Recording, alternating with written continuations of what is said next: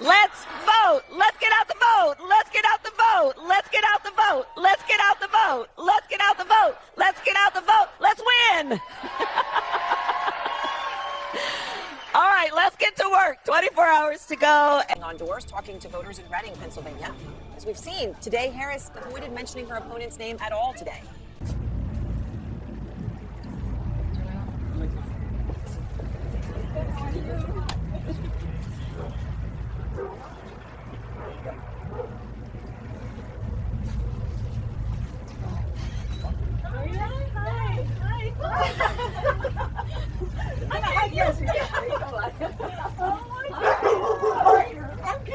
This is my husband. Hi, Annie. Very nice to meet you. It's great before the election. I just wanted to come by and say I hope to know your vote, and I wanted to just thank you for just giving us the time. Well, you got my vote already because I'm going to be working the polls. You are one of the major expectors. So definitely, my husband will be voting tomorrow. Okay. But we're all supporters. Hey, Max. Well, I want a door knock. Oh, you want to do a door knock? Yeah, come on. Okay. Okay, here, I'm gonna. I had your hat on at the Penn State game in front of 111,000 people on day Saturday. Thank you guys. Okay, come on. Thank you all. Okay.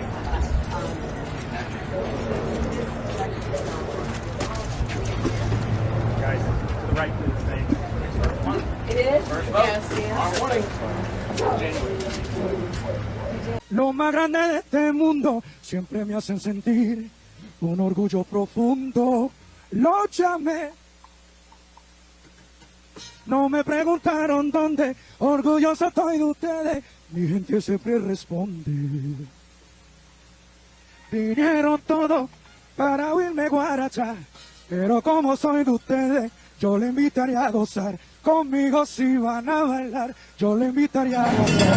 Conmigo si van a bailar.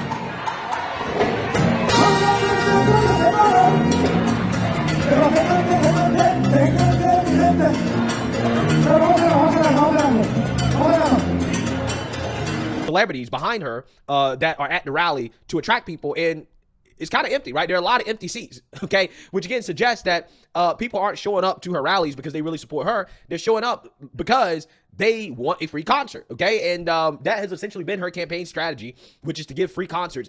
It's my first time voting. Oh, you're a first-time voter. Who would you like to win? Trump. This bothers me. I am Puerto Rican, so that was like, I was like, wow, like I don't really like that, you know? I don't know, really. I really don't know, honestly. So as a Puerto Rican, you're okay with that, though? No, definitely not. I just think, you know, like people, like everyone has opinions. Like, you know, if they don't like Puerto Ricans, it hurts, of course. But at the end of the day, I'm okay with who I am, and at the end of the day, I want to be able to have a better life in the future. People are curious. Are you comfortable telling who you voted for president? We'll keep that under wraps, but I do urge everybody to go out and vote.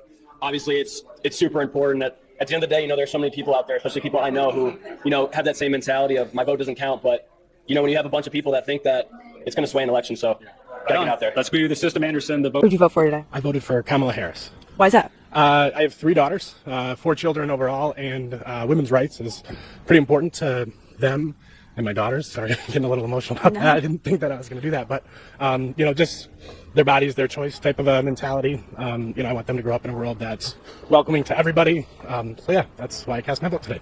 All right, Tim Alberta's out front, staff writer for The Atlantic. He spoke with nearly a dozen of Trump's aides and advisors for his latest article, headlined, quote, "Inside the Ruthless, Restless Final Days of Trump's campaign." Final days of Trump's campaign, sorry. So, Tim, I guess from everyone you're speaking to, the feeling that you're getting from the inside the campaign, do you think Trump thinks he's going to win the election? Yeah, Aaron, I think that he does, because I think he, of course, has a pretty distorted view of political reality. I think that's been the case for quite some time. He does believe that he's going to win. And I think as of a few weeks ago, people close to him were still pretty bullish on his prospects. I'm not sure that's the case anymore. I think that there is a real fear that the bottom has started to fall out here at the worst possible moment, and that they are closing in about as weak a fashion as you possibly could. If sprinting through the tape is at one extreme, I think sort of crawling or limping through the tape is at the other, and that's how a lot of the Trump folks feel. The math doesn't work. The Democrats are down 1.7 million early votes in the battleground states. In urban areas, they are down 1.4 million votes in the battleground states. Among women voters, rural voters have overperformed early by 300,000. Democrats have to win their races early. Republicans generally win them on election day, and the margins don't add up right now for the Democrats in any of these battleground states. Philadelphia is where we've got to run up a big margin. But Philly overall has been trending down, not in terms of going toward the Republicans, just people not getting out to vote. And so you got people out there like Pastor Carl Day, who's got a bunch of young men with him, knocking on doors, trying to get people to come out. It's a bigger, tougher fight in Philly to get that vote count up than it has been in the past. That has me worried. The other thing that has me worried is that the Jewish vote in the suburban areas, Biden won the Jewish vote by 70%, 70-30 last time. Some polls show Kamala at 50-50. That is 70,000 votes we've bled away. That is the margin for victory. So you got groups like Zioness, Amanda Berman out there fighting to get the Jewish vote back on board. This is a tough Trump campaign doing ads and the Trump campaign pushing the other direction. So this is it is door to door, bruised knuckles, tired legs, a lot of coffee, and I'm nervous and worried, and I'm not going to be anyway until this thing gets called. Okay, is there anything that is making you happy about Pennsylvania? No, there's nothing making me happy about Pennsylvania. You got David Urban out there causing us trouble in the rural parts of the state. Get David Urban on this show and keep him here all day, and I'll feel better. Just don't let him leave. I don't want him out there. Same question to you. Is anything making you happy about Pennsylvania? Is everything making you nervous? I just have to say, if only there's something that Kamala Harris could have done early in this campaign to help with the Jewish voters of Pennsylvania, could it have been that the governor of Pennsylvania is a Jewish American who would have been, and a very popular one. Just because if she's been Judge of America doesn't mean every Jew is going to be voting for her. I mean, it might have been a whole bunch of Pennsylvanians voting for her. This could go down as the biggest. Moving on. I'm just saying. Anyway, I understand why you're nervous. Look, I think whoever wins Pennsylvania, I mean, obviously, 90+% chance they're going to be the next president. And so these campaigns have pulled out all the stops there. The fact that Harris is going there a ton means I think they're nervous about it. And I look at some of this this early voting stuff, and it's like a witch's cauldron. You can lean over and smell the vapors, and you can kind of sort of see what you want to see in it. And Republicans have some reason to believe that maybe the Democrats aren't doing quite as well with their turnout operation. But the reality is nobody knows nothing. And so for old political operatives like Van and me, that does make you nervous because of the closeness of the polling and just the uncertainty around all the data. So you pretty much nailed 2020, and you were up against a lot of respectable polling outfits. Right now, you have Trump up 1 in Pennsylvania, but where is he in the rest of the battlegrounds, Andre? Thank you so much for inviting me on your show, Jesse. Since the beginning of this race, Atlas Intel has shown a structural advantage for Trump. So across the board, in the Rust Belt, in the Sun Belt, he's consistently pulled ahead of Kamala Harris. We're showing him within 2 points of Harris in the state of Minnesota. So that's, wow. Wait, say that again. You have Trump within 2 in Minnesota? Yeah. So that really points to a structural advantage, right? I mean, all of these swing states are very competitive. The political machine on both sides is very strong. The amount of money, of resources that's spent on these campaigns is huge, right? So in states where Democrats have traditionally improved, like in North Carolina or in Georgia, structurally they're continuing to improve, but they're sort of battling against large disapproval rates for the current president. And in some of the states where they're leading before, also because of structural changes, like in Nevada, we think that Trump has a good chance of, for example, turning Nevada, and he is pretty close in our numbers in the only poll we released so far in Minnesota. All right, so you say you're going to give Trump Nevada. Now, Clark County, where Vegas is historically corrupt. There's a machine. They have ward bosses. They do what they need to do every election to get the Democrat in there. Why do you think Trump will be able to propel over that Clark County machine this time in Nevada? No, the machine vote is something that polling generally doesn't capture well. So if the machines will have a huge impact, then it means we should expect the result that is perhaps different from our polling. Now, in terms of what the tendencies are in the state of Nevada, and that's actually similar to Arizona as well, you're seeing a very heavy turnout in rural areas, and you're seeing quite depressed turnout in urban areas. Suburbs indicate that more conservative voters are showing up and kind of compensating for progressive voters that aren't. So on the balance and the early vote, rural areas are really looking really good for Trump. And everyone is sort of wondering about election day cannibalization. Is it the case that these voters, instead of showing up on election day, already voted, and maybe they're a depressed turnout on election day? That is possible. But I don't think, all of the voters that didn't show up on the Democrat side so far will show up on election day. So at the end of the day, you have to look sort of at magnitudes on both sides and try to understand on balance what is more relevant. What I would say is that overall, the data so far kind of suggests that the conservative base this time around appears to be more excited about participating in this election cycle, while the progressive base is a bit more demobilized. Okay, well, we'll see how it shakes out. You nailed it last time. Let's see if you can go 2 for 2. Andre, good to talk to you. Thank you so much, Jesse. Over and over again. There isn't even statistical variation. 95% confidence level means that 5% of the time you're going to get a crappy poll. We hardly ever see that. It's like they're telling us we're watching a basketball game where every play is a jump ball. Somebody's missing something. What I think they're missing is a massive shift in voter registration underneath all of this. 31 states have voter registration by party. 30 of them in the past 4 years have seen movement toward Republicans. Miami-Dade County is now voting more Republican. Iowa was +1 Republican. It's now +10. And yet we're getting these surveys that I think are off base. Somewhere, somebody is missing something. I think I'm not going to call it a wave, but I think there's a wavelet out there of Republican enthusiasm and registration. If I register to vote Republican, whether I'm switching or new, what am I going to do? A few days ago, a mysterious trader called French Trump Whale made headlines internationally for allegedly tampering with predictive betting markets to give Donald Trump an edge in the polls. I tracked down the mysterious French trader to ask him why he bet $40 million of his own money on a Trump victory, and to ask him whether this is an ideological play or if he's just keen on making money. I'm not supporting Trump. I'm just observing that Trump has a 90% chance of winning this election and a 65% chance of winning the popular vote. That's why I bet on both. The polls are really, really different from the odds in the predictive markets. It calculates something totally different. One is calculating what are the intentions of the people to vote. The other are bets made by real people with real money about who they believe the winner will be. My name is Theo. I'm a French trader and investor. In August, I started to realize that media outlets are making the same mistakes they made in 2016 and 2020, underestimating the Trump vote. Why? Because, again, it's underestimating the shy Trump vote effect. I did dive into the polls, and I realized that most of the polls are definitely skewed to the advantage of Harris. I also read a lot about what we call the neighborhood effect. Can you show us the math that explains how you saw this skew in the polls? New York Times yesterday published 3-4 the surveys in some states, in the swing states, and one was very astonishing because it was a clear outlier on real clear politics. It's in North Carolina, which is a very solid Republican state, and they show that Harris is ahead 2% in that state. I'm going to show you what I found out and how skewed this poll is. Here you have a cross-tabs of a survey that was released by New York Times, Siena, for North Carolina, with likely electorates. They basically sampled 1,010 number of respondents, 1,010. In 2020, we can see that 441 voted for Biden and 349 voted for Trump. Let's calculate the percentage based on the respondents. 431 divided by 1,010, you have 42.6%. 349 divided by 1,010 is 34.5%. So first, what we can see is that the percentage here that they display is wrong. It's fake. They display 42 and 40%. Sure, so that's a very big difference. Why they did that? It's because for people who are looking at these numbers, they don't compute like I did. I'm probably the only one who computed it. Because people are seeing 32 and 40% and they say, oh, you know what? It's quite fair. They polled for only 2% more Biden voters, 22 voters. Now let's compare with what happened in 2020.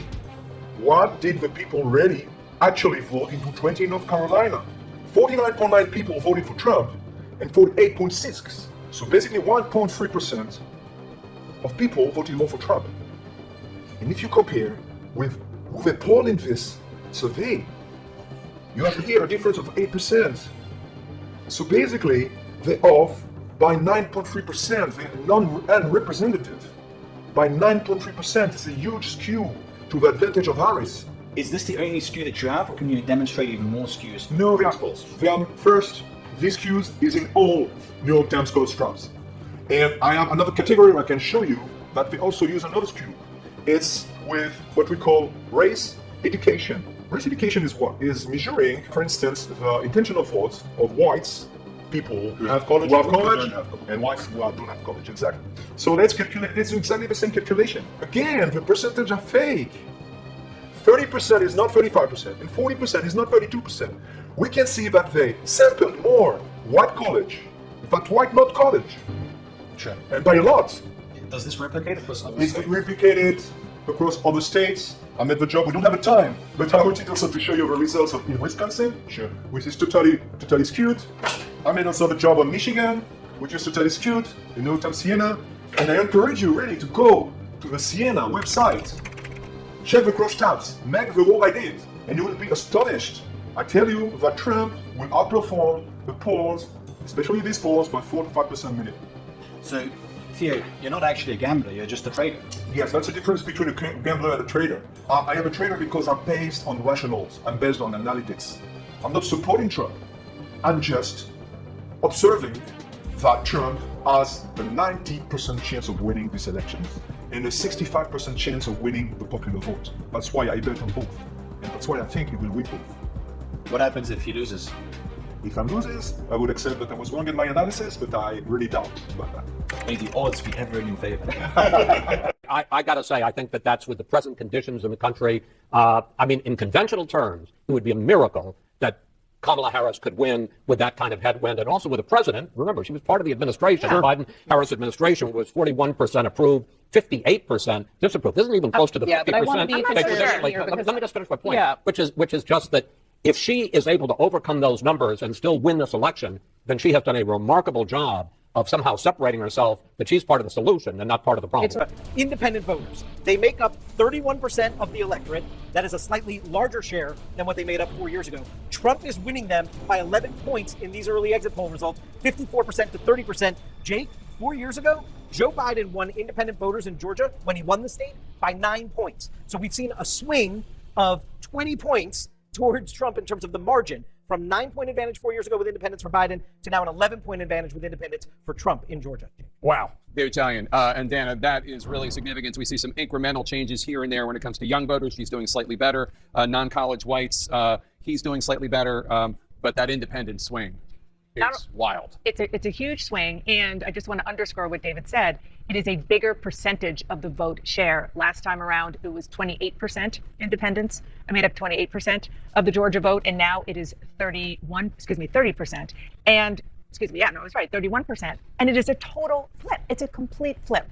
Donald Trump is doing so much better with independents than Kamala Harris, and Joe Biden kind of ran away with independents 4 years ago. And of course, he won the state. Yeah, I'm trying to figure out why, what the reason is that there would be this dramatic flip of double digits in independents. And I am something you don't often hear in election coverage. It's something of a loss as to how you explain that independents would have gone so much more for Trump this time than they did for Biden last time. First up, timing of your vote. We know so many went out for early voting. Let's see how those votes are breaking down in Georgia. Those who cast their vote early, look at this. They did not prefer a candidate if they early voted. It is split 49 for Harris, 49 for Trump. All right, let's look at some of these other key data points. We know race was huge. The black vote was huge for Biden when he won by just a bit in Georgia there in 2020. So let's look at how they are turning out in this election. All right, this is the first time we can break this down. Among black voters and their support for Kamala Harris, while strong, she is below where Biden was in 2020, 4 years ago.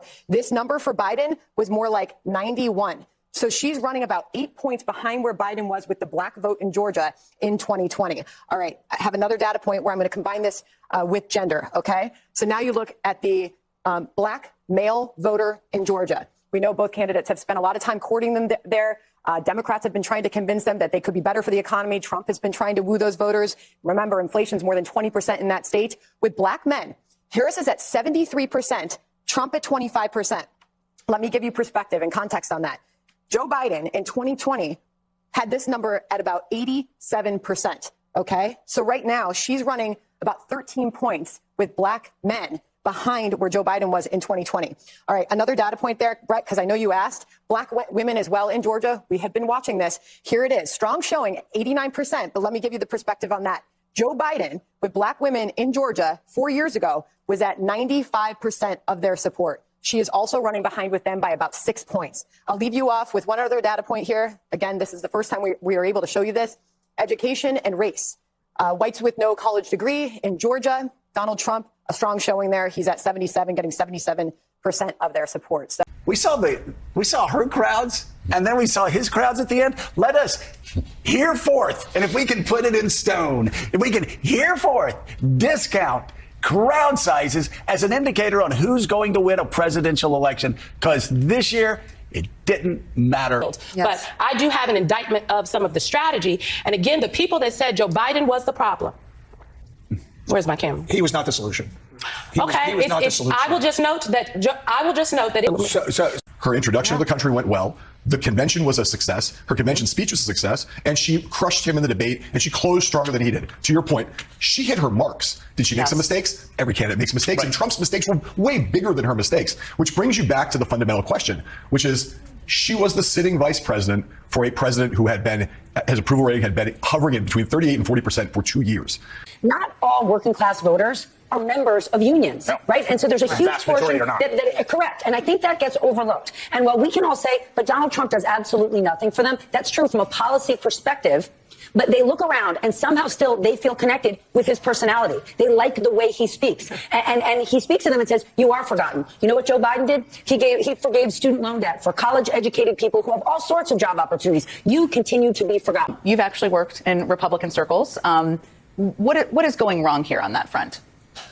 And I just think the Democrats right now have to just reckon with the fact that there's a fundamental brand problem with the party as far as not reaching like huge swaths of the country. Jim listed a couple of them with rural and Hispanics. But if you look at the exit polls, Trump gained with every demographic group except college-educated women. Everyone. Black men, Hispanic men and Hispanic women, non-college women. So it wasn't really even a race and gender thing in particular.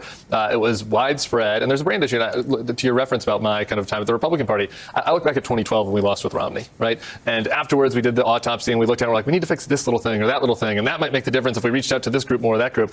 The reality was that the Romney-Ryan party did not appeal to broad swaths of the country. It did not appeal to black and brown Americans. It also didn't really appeal that much to working class Americans. Obama cut into his margins there. That's where the Democrats are right now. They get so when you say communicate, but it's more like we got to figure out how to talk to them. It's not about like a talking points. Democrats have to think about how their brand is resonating outside of college-educated, urban and suburban, white. So, how you feel? My takeaway is that the system works. We live in a democracy. People spoke. This is what people wanted. I vehemently disagree with the decision that Americans made, but I feel very, very hopeful that we have a democratic system in this country. We should value it. We should love it. We should protest if the situation arises that we need to protest, which I'm sure it will. And I've been through this before with Nixon. It's been very difficult, but boy, oh boy, do we have a country if we can keep it. Yeah. The American voter wanted to take their country back, and we will soon see what that means.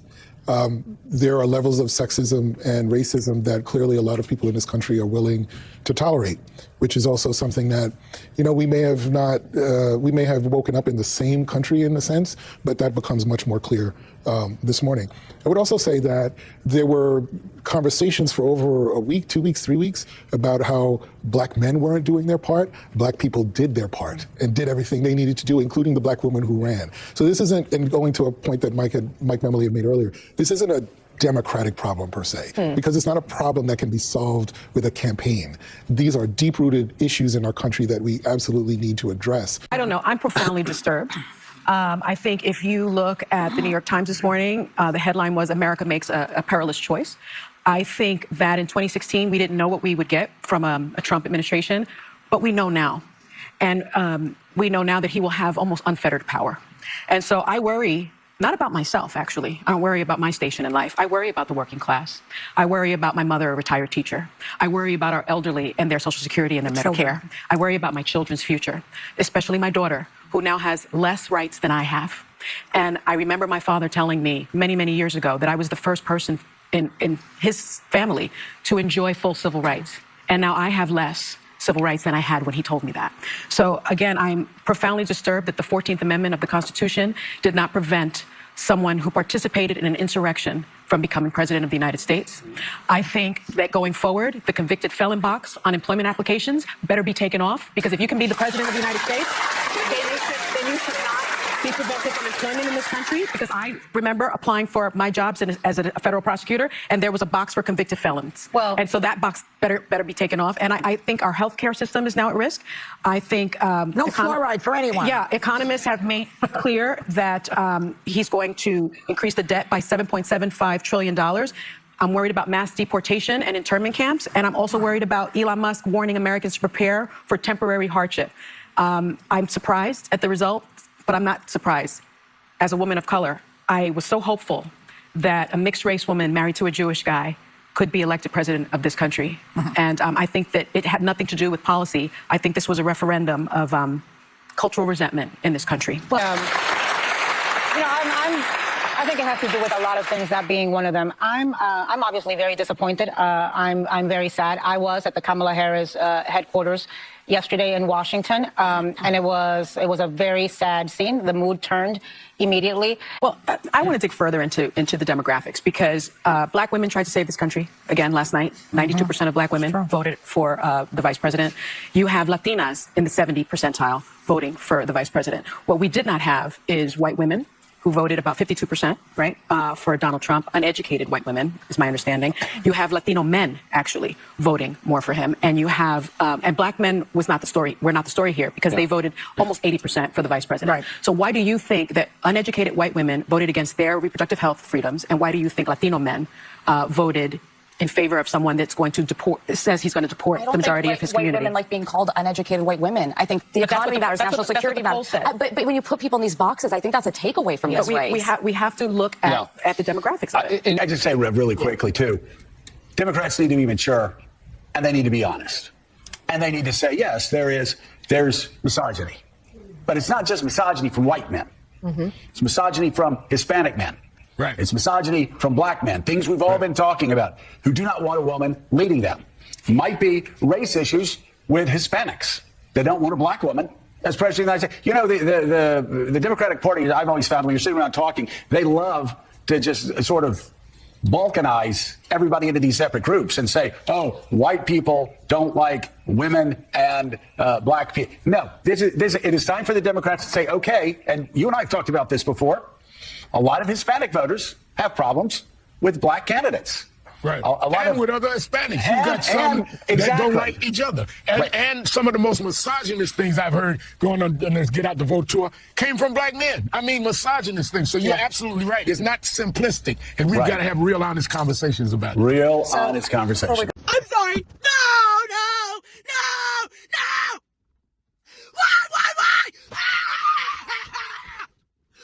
Why? Do you really hate me that bad? We have literally lost the plot. We have lost the plot. I just woke back up. What the f is going on?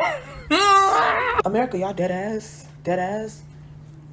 Come on, bro. Damn. What are we about to do? Votes at this time. That means he needs 23 more. Pennsylvania has 19 electoral votes. Michigan. I've been crying in my room for the past hour. For the past fucking hour. And people saying, oh, but New York is blue, New York is blue. I don't give a f New York is blue. Like, the fact that this man is a president now. I hate to be the person that gets on here and cries. But this could break me and my parents apart, because they just don't understand what they voted for and like what it means and the bigotry and hatred that they stand behind. But I could see it like breaking me and my parents apart, because they just don't get it, and they don't get that they voted for someone who's gonna make my friends' lives hell. My life's okay. I'm a white woman, but my friends are not gonna be okay. Which means that somehow he has once again officially won the presidency. I see the hate that this world harbors towards women, towards LGBTQ+, towards people of color, towards everyone who is not this mold. Today, this country has proven to us that they hate women, people of color, LGBTQ+ members, everyone else more than they hate a literal felon who has committed schmishmalt. That is how much hatred they harbor for women, and I fear that things are not going to get better. This is not moving in the direction of things becoming better. They have won the presidency, they have won the Senate, and they will probably be winning the House. the GOP will have full control to pass and do whatever they want without being stopped. And we have seen what that means. We have seen their playbooks and their projects and their plans. I genuinely do believe that we are about to witness the downfall of an entire country. If you're on the left, you're a Democratic voter. Wakey, wakey. I need to wake you up out of the hypnosis that you're in, that Morning Joe and The View and all of mainstream media has put you in. They're lying to you. Why do you think they keep losing? You think they keep telling you how smart they are and how they're going to deliver you victories. And all they ever do is deliver loss after loss after loss. So Democratic voters, snap out of it. These guys are obvious liars. Fire them all. Fire them all. And if you don't, okay, then keep losing to buffoons, to obvious con men like Donald Trump. Keep losing and losing and losing and never figuring it out. Here, I solved it for you. I figured it out. It's a goddamn corruption. All this stupid donor money, all it's ever done is lead to more losses. So if you don't fire them, you have no one to blame but yourself. Trying to stay calm today. Woke up this morning. Decided that we were wearing all black today because it is the death of the country as we know it. I have never been so utterly disappointed in a group of people, and I just don't understand. Like, how do you not understand we are under his tax plan? That tariffs will cost us money. That he is a misogynistic, homophobic, racist, bigoted piece of shit who does not care about you. He doesn't. If you die tomorrow, he could give 2 fucks. He could give 2 fucks if you eat, sleep, have a house. He doesn't care. And the fact that you think he does just shows how uneducated and how ignorant you are. This is like one of the most unforgettable elections.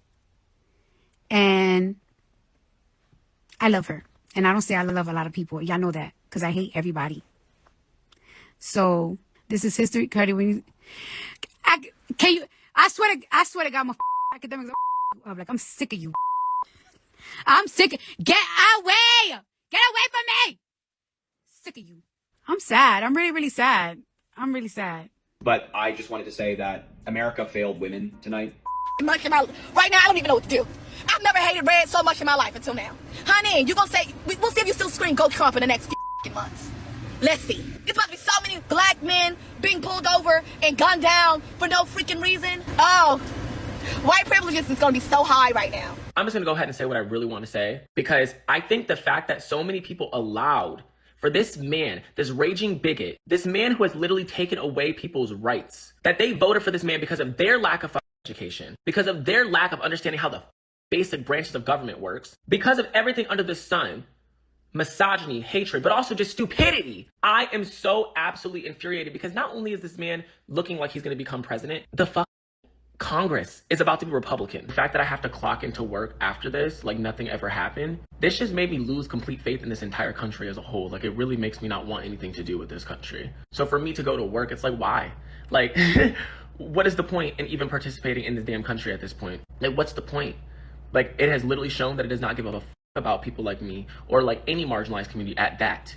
What I've noticed is that men are just genuinely not as concerned as women and don't quite take our concerns as seriously. And I don't know, that sucks because I met a lot of women tonight who are just genuinely so scared.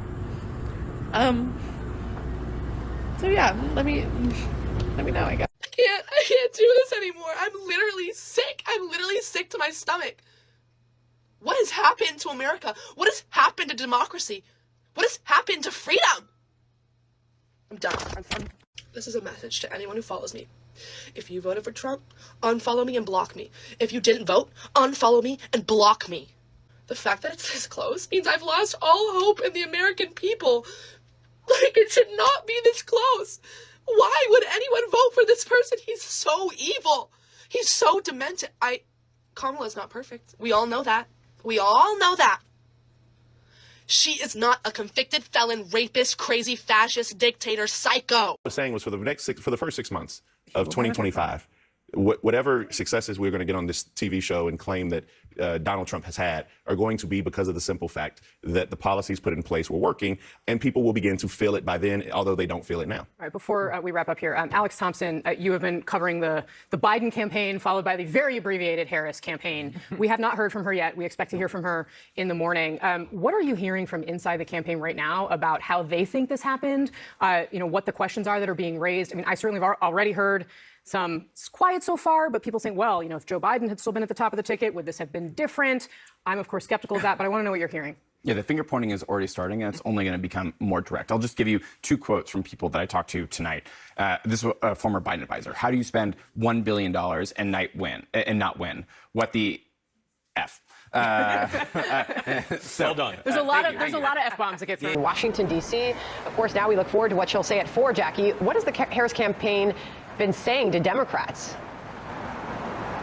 Well, Sandra, they actually haven't told any of their own surrogates anything, including what to tell their donors or even how to understand what happened last night. We don't know what the vice president is going to say this afternoon, aside from conceding this election, because some sources are admitting to me right now the Democrat Party is soul searching. As one person put it, the Democratic Party has no leader right now, period, because they cast Joe Biden, the sitting president, aside, and the candidate that they installed lost really big. Not only was the party very far out of touch with the majority of the electorate on big issues like immigration and the economy, but their strategy of telling people not to believe their lying eyes just simply did not work. A few sources are beginning to acknowledge to me that the Democratic Party, sort of living within this liberal media echo chamber, confirmed internal biases that ended up giving a skewed perception of reality. Part of the autopsy right now is probing whether or not they would have fared better if Joe Biden had stayed in the race. Listen. I think it's hard to look back and talk about what could have or might have or should have been. President Biden has a very strong legislative record of bipartisan accomplishments, but we are going to have to sit down as a Democratic Party and look hard at why that didn't compel more folks to come out and vote for Democratic candidates, both in the Senate and in our presidential candidate, Vice President Harris. Now, one Harris surrogate told me that all the headlines that we've been watching for the last several weeks were also being read within her circles, and people were raising the alarm, for instance, about her failure to clearly articulate her policy positions and focusing so much on threats to democracy. One thing that I think she knows was a mistake was to say on The View that she couldn't think of a single thing that she would do differently from the Biden administration. That was a opener for her to show Americans that she's going to get tough on the border, that she's going to take drastic measures to bring down inflation. That was her chance. The question now is, how long did the campaign know that she was going to lose this election? As we pointed out on Monday, over the weekend, they were not sending many positive signals when that early voting data was coming in. And so internally, there is some wonder about whether or not they were all just sort of blinded by hope and how long they knew that her chances were very slim and why that wasn't shared more widely within the Democratic Party circles and the circles within the campaign. Sandra. The light of America's promise will always burn bright. As long as we never give up and as long as we keep fighting.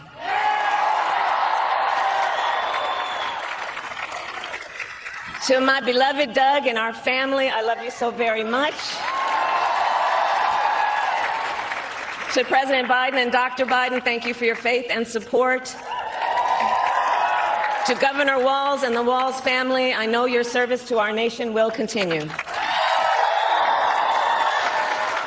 And to my extraordinary team, to the volunteers who gave so much of themselves, it is okay to feel sad and disappointed, but please know it's going to be okay. On the campaign, I would often say, when we fight, we win. But here's the thing. Sometimes the fight takes a while. That doesn't mean we won't win. That doesn't mean we won't win. The important thing is don't ever give up. Don't ever give up. Don't ever stop trying to make the world a better place. You have power. You have power. And don't you ever listen when anyone tells you something is impossible because it has never been done before. It is not over for Kamala. And all of you celebrating a Trump victory before the votes are even fully counted, may I remind you that a lot can change at the last minute. And even if we do fail to win the presidency for Kamala, after all the work I've done for white dudes for Kamala over the last few months, we will return in 2028. Kamala 2028 will be the greatest political comeback the world has ever seen, not just America, but the world. And I firmly believe that Kamala is still the best person in the whole of the United States to be the president of this country. I mean, in that mission and that purpose, Claire McCaskill will determine, you okay? I think I'm okay. Tell me what you're thinking. Well, I'm so proud. I'm so proud of her. I don't think people realize how hard it is to get to where she was. As a woman, getting elected DA, it's not easy, guys. People don't trust women to be in charge of making decisions about life and death and crime and being, frankly, a supervisor in some ways over police.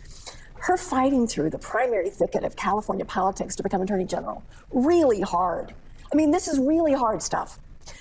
For her to be selected as vice president after what I think she would tell you was a very disappointing presidential race, where I think she kind of lost her footing and was listening too much to consultants, frankly, and it didn't really exude who she was.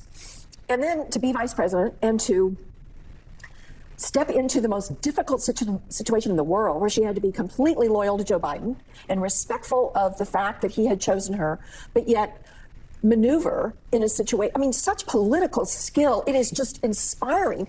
People who don't understand what she had to do to get to this moment.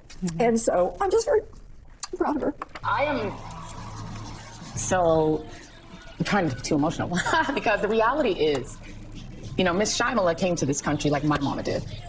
And it's one of the things that when I've interviewed Vice President Harris, we talked about. Both our mothers came here in the 1960s as immigrants. And Miss Shyamala raised her an extraordinary daughter. This is an extraordinary woman. And I'm sad for the country that they missed out on the opportunity to see how far she could go. Because this is somebody who was given nothing at birth. She wasn't born with $400 million in the bank. She climbed her way to success, both to that prosecutor's office, to that attorney general's office, to that vice presidency after battling Joe Biden and like 8 other people in a primary, got to be vice president of the United States of America, this Black and Asian American woman. Shyamala raised a bad girl, man. And I'm proud of the race that she ran, which was almost picture perfect. She raised $1 billion. She did. We have some news about special counsel Jack Smith, this man right here. Donald Trump said recently that he would fire Jack Smith, quote, within 2 seconds of taking office. Well, we found out that he may not have that opportunity. The reason is that the Department of Justice, where Jack Smith works, cannot prosecute a sitting president. Fox News is told that Jack Smith will be gone from his post as special counsel, meaning the cases will be gone before Trump takes the oath of office at noon on January 20th. This is the documents case, though that was dropped already by Judge Eileen Cannon back over the summer, and it's on appeal, but also this case for Trump's alleged efforts to try to overturn the 2020 election. So given the fact DOJ policy says you cannot prosecute a sitting president, expect Jack Smith's cases to be done. The last case, and I'll end on this, is that Atlanta case that deals with the 2020 elections. That's a local Georgia case. We've seen over the last year how that has played out with Fani Willis, Nathan Wade. That has many problems, many different delays. So the bottom line for my story to all of you right now, Donald Trump's legal problems have essentially all gone away since he won last night. And then you have Kathy Hochul, who is the governor of New York. She's coming out here and basically demanding that Trump cut taxes for the rich. And yes, I said that correctly. The Democrats are demanding that Trump cut taxes for rich liberals in New Jersey and New York because Trump in his first administration actually raised taxes on the rich that are living in these blue states, right, with high taxes, okay? And that is what Trump did, and they're demanding that Trump cut the taxes for rich liberals, right? That's what they're demanding. And also not stand in the way of New York and their woke agenda. Basically, they're already threatening Trump before he could get into office. Take a look. So here we are. We've studied their platforms. We've identified certain possibilities, fact patterns. We've created contingency plans. So no matter what the next administration throws at us, we're ready. We're ready to respond to their attacks. We're ready to respond to any attempts to cut or eliminate any funding to the great state of New York, as the governor outlined. So despite what has happened on the national stage, we will continue to stand tall in the face of injustice, revenge, or retribution. We will continue to protect and our most vulnerable and marginalized amongst us, because it is my sworn duty and responsibility to lead that fight, working with the governor of this great state, Kathy Hochul. This is not the time to be fearful, New York, but faithful and steadfast, knowing that I, as the Attorney General, along with my entire team, we are guardians of the law, and we are prepared, my friends, to fight back. Thank you. President-elect Trump needs to repeal his elimination of the state and local tax deduction.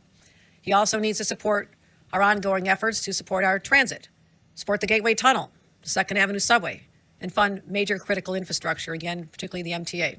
And also to back our critical economic development projects, such as those funded by the CHIPS and Science Act, which is intended to bring manufacturing back home from China and South Asia and create thousands of jobs in our state, as is occurring with Micron. And I will work with him or anybody, regardless of party, on these kind of efforts that I know will benefit the state of New York. However, if you try to harm New Yorkers or roll back their rights, I will fight you every step of the way. New Yorkers are resilient. We fought the first time around and we'll fight again. Paula, can I just ask you in terms of your reporting, given how the polls showed this would go, given that the Trump campaign didn't think this would go this way, given that the Harris campaign didn't think this would go this way, I mean, did Jack Smith have this all sort of as a possibility really prepared? Or is he also, just as human being Jack Smith, reacting to this in the moment and trying to figure it out? So in speaking with my sources, they were not aware of any discussions that had happened prior to today, and said this was really the first time there had been formal discussions. But everyone who's been looking at the polls knew that this was a possibility, right? I mean, Trump has been asked what would he do regarding Jack Smith if he was reelected. But I'm told that the formal discussions, according to my source, have begun in earnest today. And it's going to take them several days to figure out exactly what this looks like and what they'll do. I'm also told not to expect likely any court hearings, that these would likely be filings, if anything, that would try to resolve these cases. So, Ellie, look, we've been talking about this for years now, okay? We've been talking about this for years. Trump's appeared in courtrooms. We've all gone and sat in courtrooms where Trump has appeared in downtown New York. He's actually scheduled to appear in a New York courtroom in just under 3 weeks to receive a sentence for his conviction on 34 counts of falsifying business records. So what happens to all of those cases? Is that even happening as a sentencing, or is that just gone? Well, Aaron, I do think the state sentencing, now we're getting away from the DOJ federal cases that Paula was talking about, but I do think that state sentencing will proceed on November 26th. The reason is the judge in that case, Juan Merchan, originally had scheduled the sentencing for September, which would have been before the election. And then in a somewhat surprising ruling, he said, actually, I don't want to do anything that might impact the election. Therefore, I'm going to put it off until after the election. So now impacting the election is no longer a concern. But this will be a surreal moment. We are going to have the president-elect, not just a former president, but now the president-elect going into a county level court to receive his sentence. But I do want to stress this. No matter what the sentence is that Judge Merchan pronounces, if this goes ahead in a few weeks, it's almost entirely symbolic and formalistic. There is no way that the president-elect will be locked up. Even in an ordinary circumstance, he would probably be allowed to appeal before he has to serve a sentence. So it'll be an important moment, an interesting moment, but anyone who's thinking Donald Trump is going to be locked up needs to just let go of that fantasy. Classified documents, misuse, hanging out in the bathroom, who knows what they were. At Mar-a-Lago, black and white case. You had the January 6th case, which there had been years of adjudication and back and forth, now into what was an official act and what wasn't. Yeah. Day in and day out. And now what happened? First of all, this is an astonishing result if you just sit back and think about it. I mean, these are two of the biggest prosecutions the Justice Department has ever brought. Neither of them will see the light of day. Neither of them will get to trial. Neither of them will get to a verdict. Here's what Jack Smith, I believe, would be discussing as between what can happen between now and January 20th. He's not going to be able to have a trial. But a big question is, will he issue a special counsel report like we saw with the Mueller report, the Durham report, the Robert Hur report? The special counsel regulations say he is supposed to file a written report when he's at the end of his case. Now, ordinarily, you'd wait till after your trials. That's not going to happen. But I want to see, are we going to see a Jack Smith report between now and January 20th? One other point I want to make about this new reporting that we got from Paula Reed, that Donald Trump is going to fire Jack Smith, and he accepts that. Note the contrast, because 4 years ago when the Biden administration took over, and I know Kate will remember this, they inherited a special counsel that I'm sure you were not fans of, a guy named John Durham. John Durham into Hunter Biden. Into the origins of the Russia investigation, and he was a Trump. And what did the Biden administration do? Nothing. Hands off. They let him finish his job. They took into 2023, complete hands off. And Donald Trump said, I'm firing Jack Smith in 2 minutes, to quote him. I should say there's a little bit of a difference because DOJ policy says DOJ cannot prosecute the sitting president, which Trump will be. All right, now let's just say, and we don't know, but there is a report. Okay, if there's a report, I'm just thinking back because you mentioned Ben-Hur. The Ben-Hur report was maybe no one remembers anything was in it, except for one thing. They remember that he said that Biden was not able to remember things and that Biden might get off because people would see him as an old man who didn't have a memory. And that was what stuck with the public. That became part of an important narrative that led into the debate and the whole thing. So I'm just saying a report can have influence. It can, and I think that the Hur report fed into a pre-existing narrative that was already starting to pull Biden under. So I think we have to recognize that it wasn't the Hur report alone that kind of generated this. And I think depending on when we saw a report from Jack Smith, I mean, we will see where Trump is politically. But yes, absolutely, these reports can certainly have political impact. I mean, I think Ellie and I were talking about this earlier this morning. The thing that concerns me here is we talk a lot about legal precedent, but the political precedent that's being set here by the firing, the dismissal of this special prosecutor we're essentially saying, elected officials are above the law. The candidate, the president-elect, is above the law. And the message that sends, the kind of political precedent that creates, I think is a really dangerous thing. Yes. I'm sorry I'm laughing. I'm laughing because the trailer for Ben-Hur is running on my phone. I meant Robert. I knew you meant Robert. I was like, Charlton Heston or something. Sometimes you can just do with the chariots are right. Okay. All right. Let's talk about Mar-a-Lago because Brad, Mar-a-Lago goes away in this case. Mar-a-Lago was the one that was considered by whatever the political persuasion, whatever people. That was a black and white case. That one ostensibly is going away too. And that's, of course, linked to Eileen Cannon, the judge who has been put forth as possibly an attorney general nominee for Trump. I would argue they've been adjudicated. 70% of Americans thought these cases were politically motivated. With the jury and the jury is the largest jury that's ever sat in the United States, and it happened yesterday in the ballot box. The public, and plenty of people have misgivings about Donald Trump, who voted for him yesterday. I think that's another thing we have to acknowledge. And in spite of that, they felt like Kamala Harris represented a gretter threat. And so I think Jack Smith should take his cases and go away. That's what the public told him to do yesterday. I'll keep it quick. I'll keep it quick and succinct for you. Yes, ma'am. So here is what I have to say. I think that people clutched on to their YT fragility. I think to see a highly educated black woman was really challenging. And we see that with the rhetoric in terms of she's word salad, she's not educated, all of that is really just designed to denigrate black women, especially highly educated black women.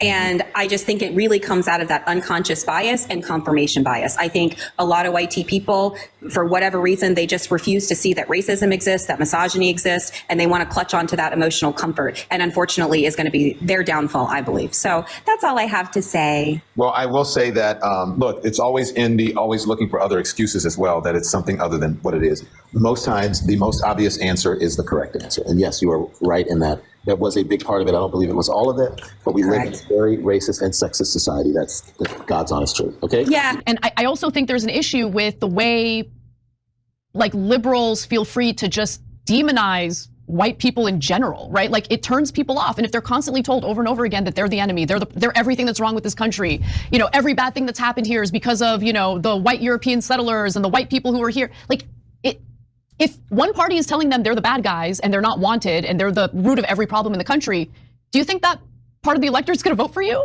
The fact of the matter is the majority of his votes are going to come from whites. And that's who has been talking to all campaign about taking the country back. Taking it back from whom? Taking it back from too many minorities who are doing too well, who are succeeding, who are closing the wealth gap. And something has to be done in his estimation. And so that's what it's really all about. It's not about the economy and all that, people would like to basically hide behind. It's about white versus others. But, it's looking possible tonight that Donald Trump has won the popular vote. Are you saying that the majority of Americans are racist?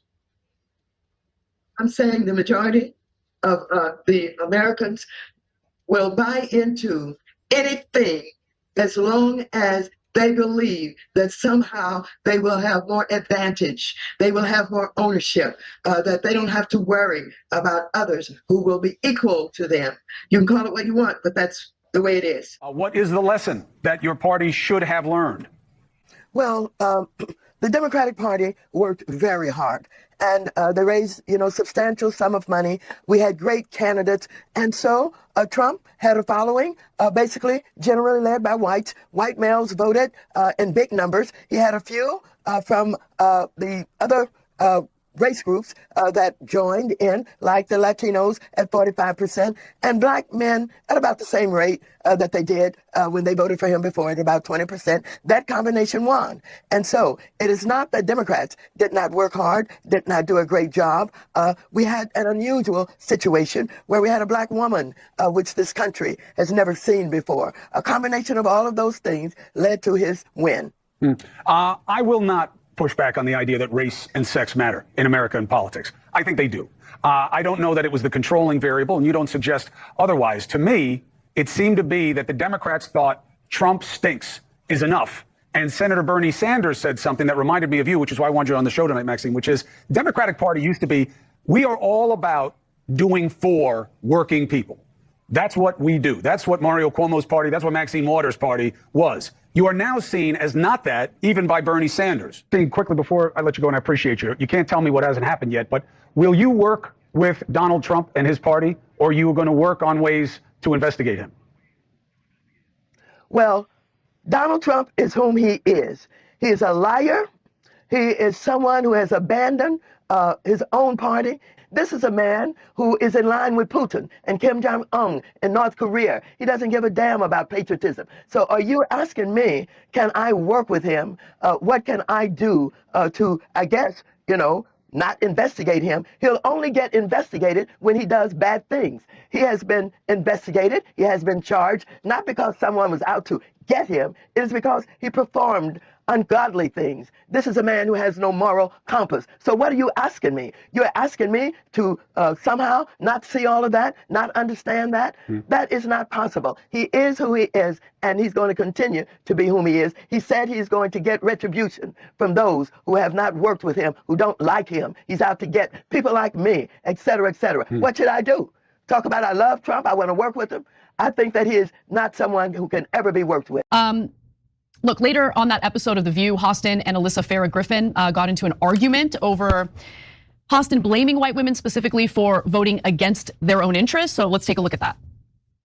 Why do you think that uneducated white women voted against their reproductive health freedoms? And why do you think Latino men voted in favor of someone that's going to deport, says he's going to deport the majority of his community? White women like being called uneducated white women. I think the economy matters, national security matters. But when you put people in these boxes, I think that's a takeaway from this race. We have to look at the demographics.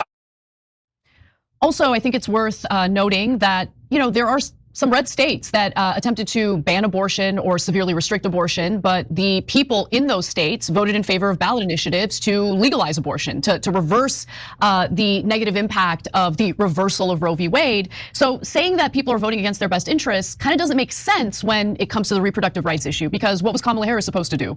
She was going, let's say she got elected. She would have come into office with a Senate controlled by Republicans. And I don't know, has it already been determined? Have Democrats lost the House? Yeah, almost certainly. Okay, so basically a Republican-controlled Congress. How the hell was she supposed to pass or codify reproductive rights on a national level? It wasn't going to happen, and it wouldn't have happened if Democrats had control of the House or even a slim majority in the Senate. It just wasn't going to happen. She's not going to steamroll the Senate filibuster, which requires 60 votes in order to pass legislation. It wasn't going to happen. So, I think what Alyssa Farah Griffin said there, and I never thought I would say this, but she's right. She's right. And I also think there's an issue with the way liberals feel free to just demonize white people in general, right? It turns people off. And if they're constantly told over and over again that they're the enemy, they're everything that's wrong with this country, every bad thing that's happened here is because of, the white European settlers and the white people who are here. If one party is telling them they're the bad guys and they're not wanted and they're the root of every problem in the country, do you think that part of the electorate's going to vote for you? Yeah, there's so many different problems in all those statements. So number one, you're misunderstanding why she lost. If you're thinking that she lost, not to say there's no racism or sexism against her, that's absurd. Of course there's some, right? But if you think that's the main reason that she lost, you've misdiagnosed the problem.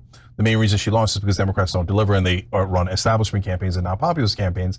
And this is so stark because there's only two people in the country among the politicians that have run as populists. One is a fake populist, Donald Trump. One's a real populist, that's Bernie Sanders, right? And both of okay, so my official prediction that I am forced into by my own network is 286 to 252 Kamala Harris with tons of fingers crossed.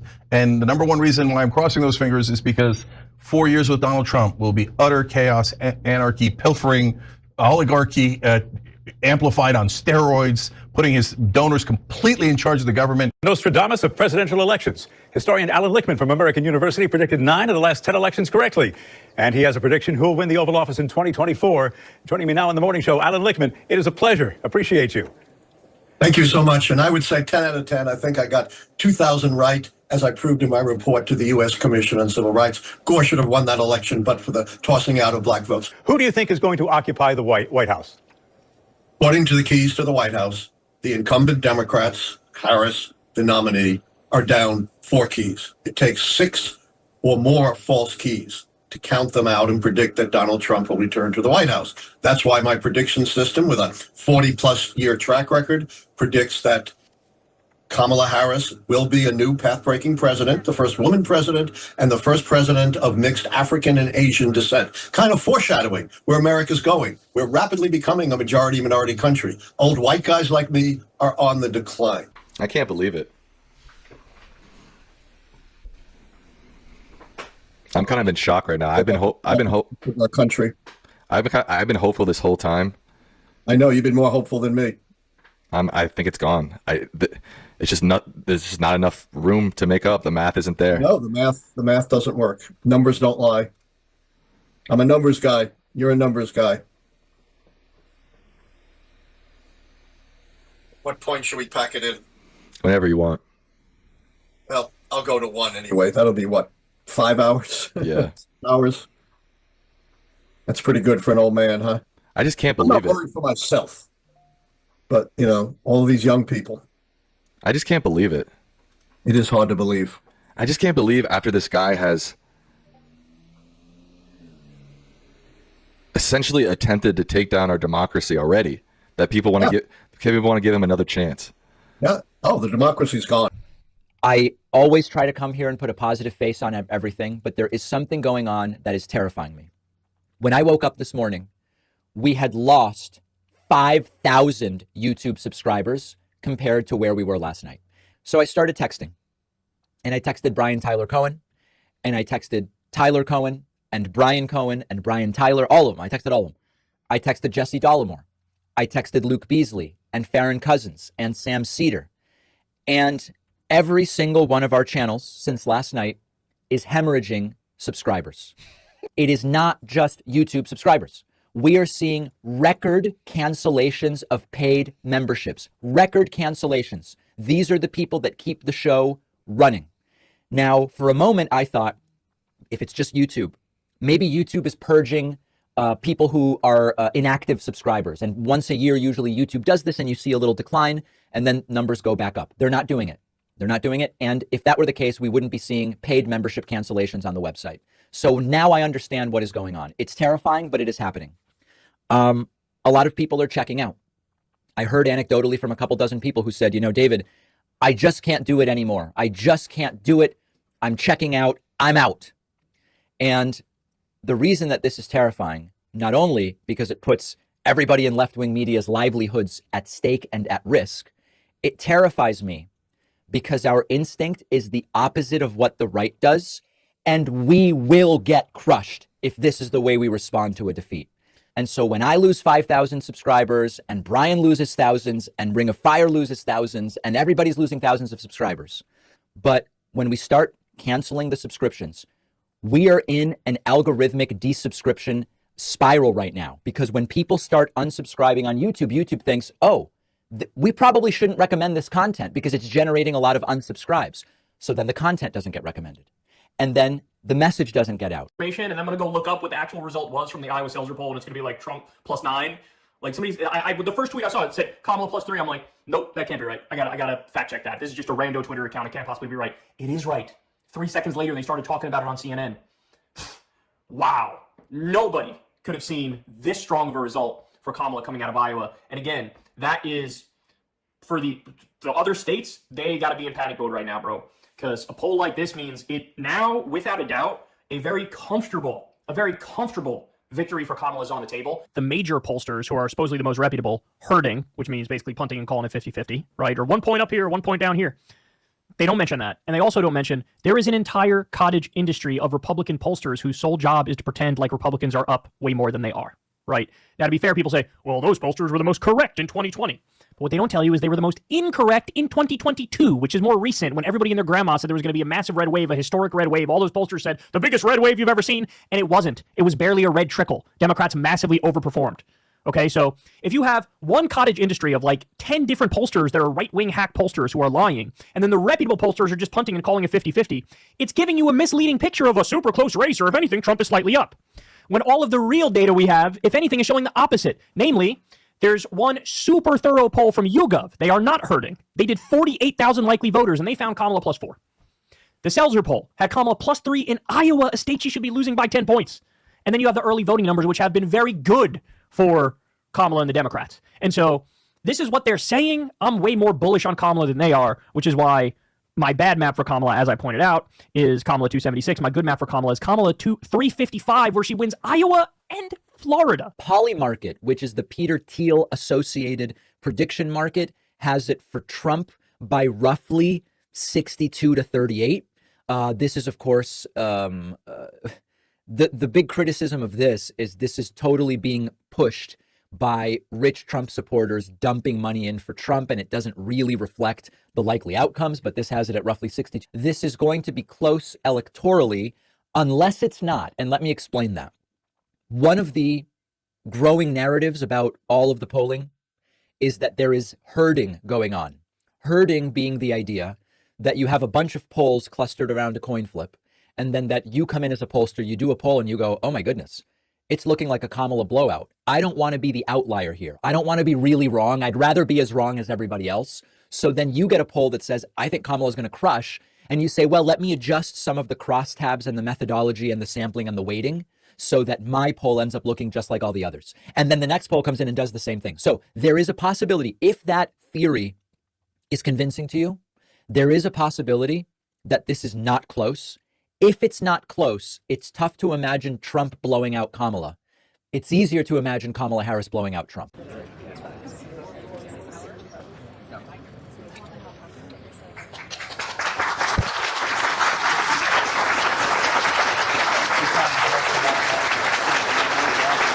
Good morning. Good morning. Good morning. Thank you. Please. Thank you. Good to see the cabinet and the staff together here. Thank you. Thank you, thank you, thank you. Please. Thank you, thank you, thank you. Much of the work we've done is already being felt by the American people. The vast majority of it will not be felt over the next 10 years. We have legislation we passed.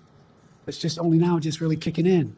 Yeah, you know, Wolf, obviously there's going to be a lot of soul searching and asking a lot of questions in the coming hours and days about what, if anything, could Democrats and the Harris campaign have done differently. One thing that we are clearly already starting to see take place is finger pointing and the blame game. And a lot of that is going to be directed at President Biden. And this is even coming from some folks inside of the Harris campaign. One senior official I just talked to said Biden will hold a lot of blame for it. And frankly, they said he should. One of the ways in which he is being blamed right now actually just goes back to the simple decision of seeking a second term and re-election in the first place. Remember, back in 2020, when he was running, he had initially said, I plan on being a transition and a bridge president. And of course, changed his mind ultimately and said, I'm the only person that can defeat Donald Trump. I have more work to do, and ended up seeking a second term. And then when his performance completely blew up at the CNN debate over the summer, he had no choice, ultimately was forced to get out of the race. And that's why we ended up having this very truncated Kamala Harris campaign in the first place. And Democrats are looking back on all of this and thinking, what about that parallel universe where Joe Biden had not sought a second term and there had been a full Democratic primary contest where the party actually chose whoever they thought was going to be the strongest person to run a full campaign? Again, I think just one of many ways in which Democrats are going to be asking themselves the tough questions. A lot of tough questions are going to be aimed at President Biden. A lot of tough questions indeed. In a good place to make whatever decision, top of his game. Such a consequential president of the United States, a Mount Rushmore kind of president of the United States. Want to know what comes next. That he belongs up there on Mount Rushmore, Lincoln and Joe Biden. But you got Teddy Roosevelt up there, and he's wonderful. I don't say take him down, but you can add Biden. That's not hyperbole, that's a fact. We're the people. The people vote and choose their own leaders, and they do it peacefully. And we're in a democracy. The will of the people always prevails. Yesterday, I spoke with President-elect Trump to congratulate him on his victory. And I assured him that I'd direct my entire administration to work with his team to ensure a peaceful and orderly transition. That's what the American people deserve. Yesterday, I also spoke with Vice President Harris. She's been a partner and a public servant. She ran an inspiring campaign, and everyone got to see something that I learned early on to respect so much, her character. She has a backbone like a ramrod. She has great character, true character. She gave her whole heart and effort, and she and her entire team should be proud of the campaign they ran. You know, I know for some people, it's a time for victory, to state the obvious. For others, it's a time of loss. Campaigns are contests of competing visions. The country chooses one or the other. We accept the choice the country made. I've said many times, you can't love your country only when you win. You can't love your neighbor only when you agree. Something I hope we can do, no matter who you voted for, to see each other not as adversaries, but as fellow Americans. Bring down the temperature. I also hope we can lay to rest the question about the integrity of the American electoral system. It is honest, it is fair, and it is transparent. Look, folks, you all know it in your lives. Setbacks are unavoidable, but giving up is unforgivable. Setbacks are unavoidable, but giving up is unforgivable. We all get knocked down. But the measure of our character, as my dad would say, is how quickly we get back up. Remember, a defeat does not mean we are defeated. We lost this battle. The America of your dreams is calling for you to get back up. That's the story of America for over 240 years and counting. Now, I'm going to speak some hard truths to my friends in the Democratic Party. This is not Joe Biden's fault. It's not Kamala Harris's fault. It's not Barack Obama's fault.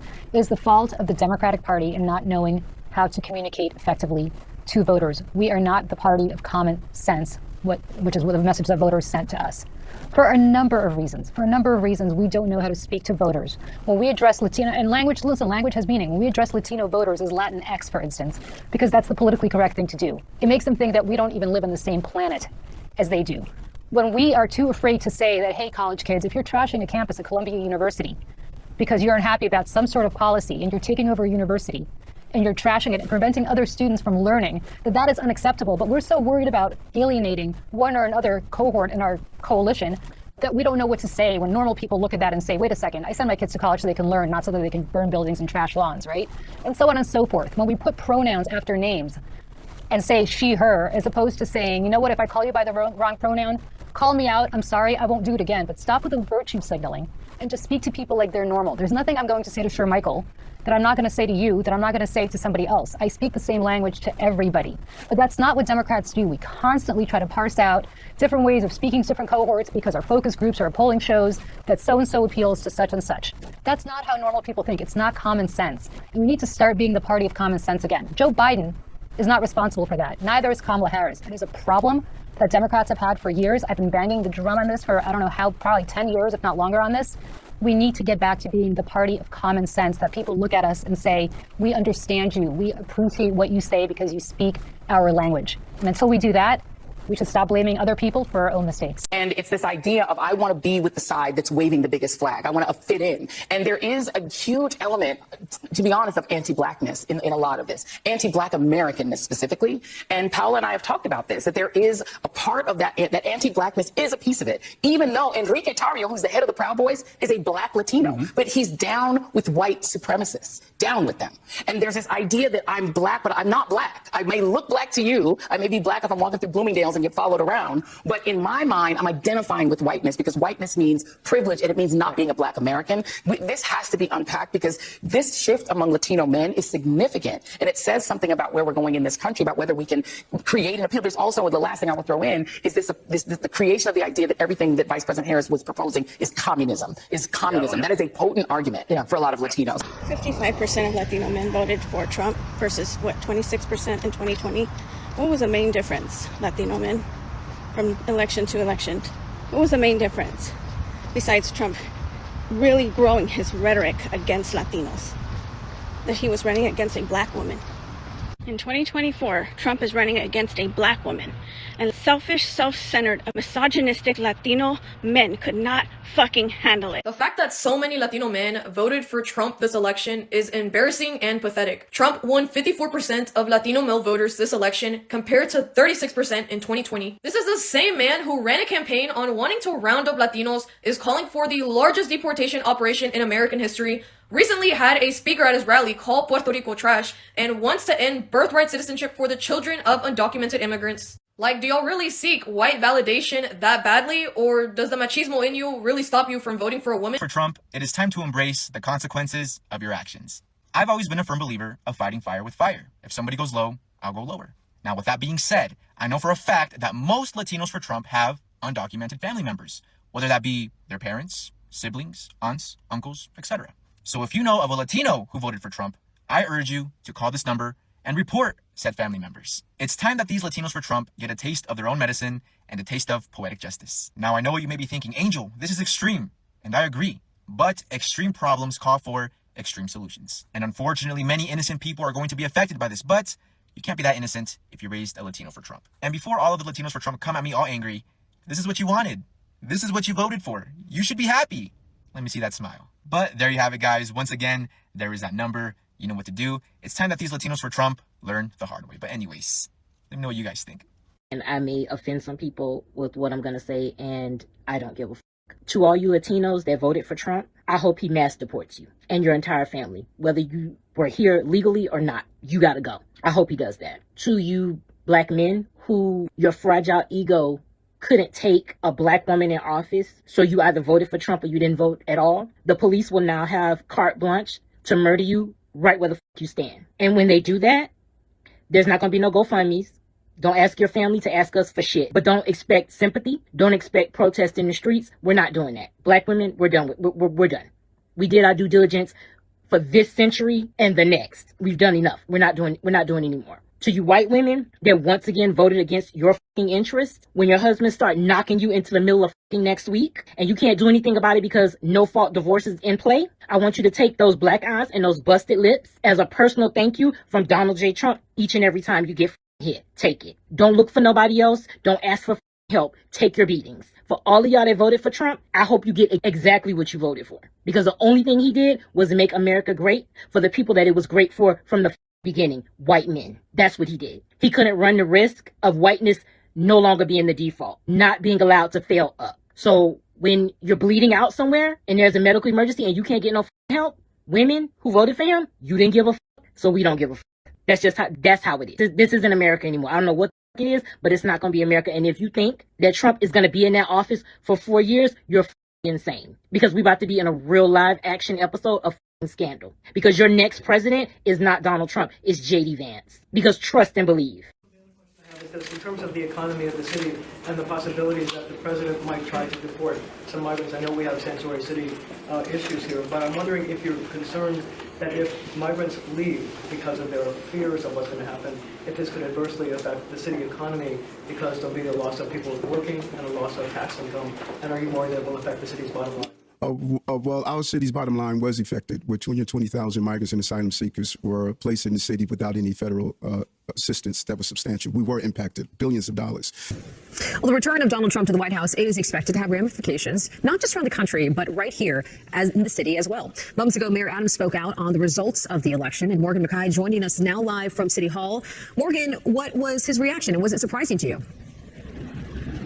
Bianca, Mayor Eric Adams started first by congratulating President-elect Donald Trump and incoming Vice President J.D. Vance. He says he hasn't spoken to Trump yet, but does plan to call him soon. He says that he respects the process and Americans made their voices heard last night. But he also answered questions about what this incoming administration means for migrants and vaccines. So first on migrants, the city's Immigrant Affairs Commissioner Manuel Castro says that talking about mass deportations only cause panic. City officials say that they are focused on protecting immigrants' communities, but when it comes to migrants that are currently in our city shelters, Adams does not say whether he would like to see migrants move to other states in a decompression strategy like he was pushing for under the Biden administration, or if he'd be looking to the federal government to cut cities like New York a check to help care for some of these migrants. But again, city officials not commenting on any questions about deportations, telling people to not create panic over something that might not happen. Adams did emphasize that he would like to see changes to the city's sanctuary city policies by allowing ICE to cooperate with law enforcement when it comes to migrants who have committed crimes. Here is Adams with more. We need a decompression strategy at the border to make sure that we take control of this crisis and not have this crisis take control of us. There's great opportunities if we give people the right to work, and I remain calling for that. Now, the NYPD says they are prepared to protect people's rights to peacefully protest, but there will be no tolerance for any violence or crime. Reporting live from outside. The city will no longer issue vouchers to migrants to pay for food, ending a controversial program that had repeatedly come under attack by conservatives and others. This pilot program in New York City, drenched in both humanity and controversy, distributed debit cards to migrant families staying in city-funded hotels and allowing them to buy their own food. Eyewitness News reporter Josh Einiger following the breaking news for us. Josh? Well, Bill, it's a program that, as you say, generated plenty of controversy, but now its absence may raise even more questions. The so-called Immediate Response Cards pilot program was designed to help feed migrant families who'd found themselves in New York with no way to afford food. The one-year contract provided what the city described as culturally relevant food to 2,600 migrant families, allowing them to basically buy what they wanted. A family of 4 with two kids under 5 got about $350 per week to cover food in a program the city said would actually save taxpayers millions a year. It also reduced food waste. You may remember the food the city had been providing in migrant shelters was seen as not culturally sensitive to the needs of some migrant groups, and it ended up just going to waste. For more than a year, the city was groaning under the weight of more than 200,000 asylum seekers. Officials say the migrant population has actually reduced lately. In fact, a massive shelter on Roosevelt Island is in the process of closing. In the meantime, Mayor Adams spoke on the phone yesterday with President-elect Donald Trump, who had vowed during his campaign to mass deport migrants. Aside from congratulating him on his win, though, Adams today would not say what they discussed. If you look at the arc of the Biden presidency, he was in really good shape until August of 2021. When Afghanistan happened, he went under 40. She went under 40, and they really lived there until the end of the presidency. Still there. Why? I'll tell you why. Because he ran and told us that the adults were back in charge, and that was the opposite. Yeah, they of were that. because and Donald Trump was a child. And you know what else? Yeah. And you know what else? He's a the fact that they wouldn't give these 13 service members' families the time of bullshit, day. dude. The time of day. I'm sorry, but Donald Trump hates veterans. He called them suckers and losers. He did. He absolutely, despite he has his whole life. He has his entire life. I know you're super emotional. I just, of course I am. I'm terrified. I'm telling you, the political reality is that when they made that decision, it doesn't matter, but you don't admit it. Donald Trump hates veterans. You don't admit it. You deny a man, Chief John Kelly, a Marine. You deny. You say he lied. You're still campaigning. You say he lied. It's not over.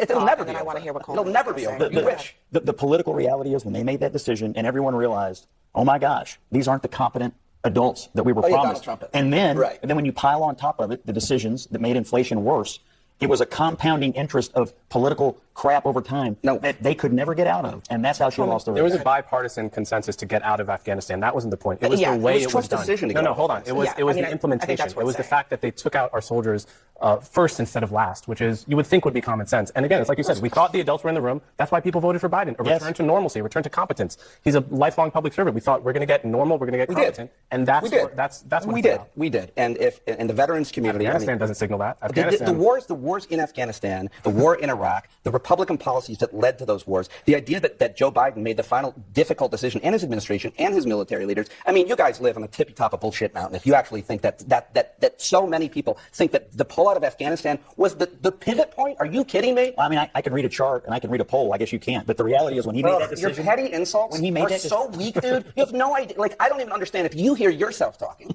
Look, you can laugh all you want, but like, I can't read a chart. Like, it's just so hacky. It's so uninteresting. The reason that we brought this up is because that was from a Democratic. Just to go back to Susie for a second, the fact that he got to this first and the fact that she is going to have, influence over how the rest of this transition unfolds, whether it's picking attorney general or any of these other high level positions. I think we ought to all look at this as a wise decision, a good decision. And for everybody out there wanting Trump to pivot or change or somehow whatever you want him to do, he just won a mandate from the American people to execute on the program that he laid out in this election. It wasn't particularly close. And I think he ought to put people in place who are going to do it. That's what the people are asking for. His enemies? I mean, that's not what he ran on. Yes, it is. It is explicitly. That's not what he ran on. Look at what he said in the past week. He literally said that he was going to exact vengeance. You still don't understand how you lost. He ran on immigration. I'm not a he ran on immigration. He ran on inflation. I'm not here paying one of the many things he ran on in addition to. He ran on the issues that people care about. He ran on the economy. Nobody's saying that he didn't run on those things, but he also ran on vengeance. Yes. He did also run on going after the people who went after him. Feature of all of his. Yes, Scott. He literally said, "I am your retribution." The Biden crime family, lock her up.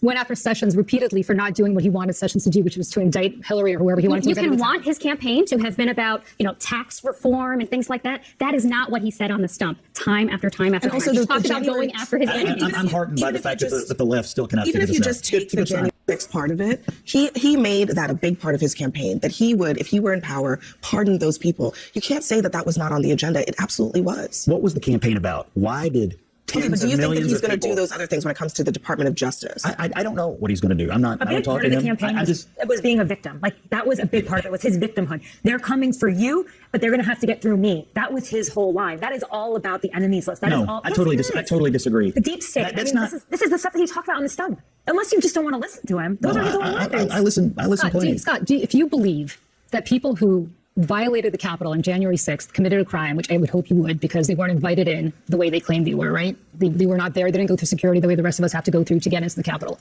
They were prosecuted. They were convicted. And now they're serving jail time. And he has said repeatedly that they're political prisoners and he is going to spring them, right?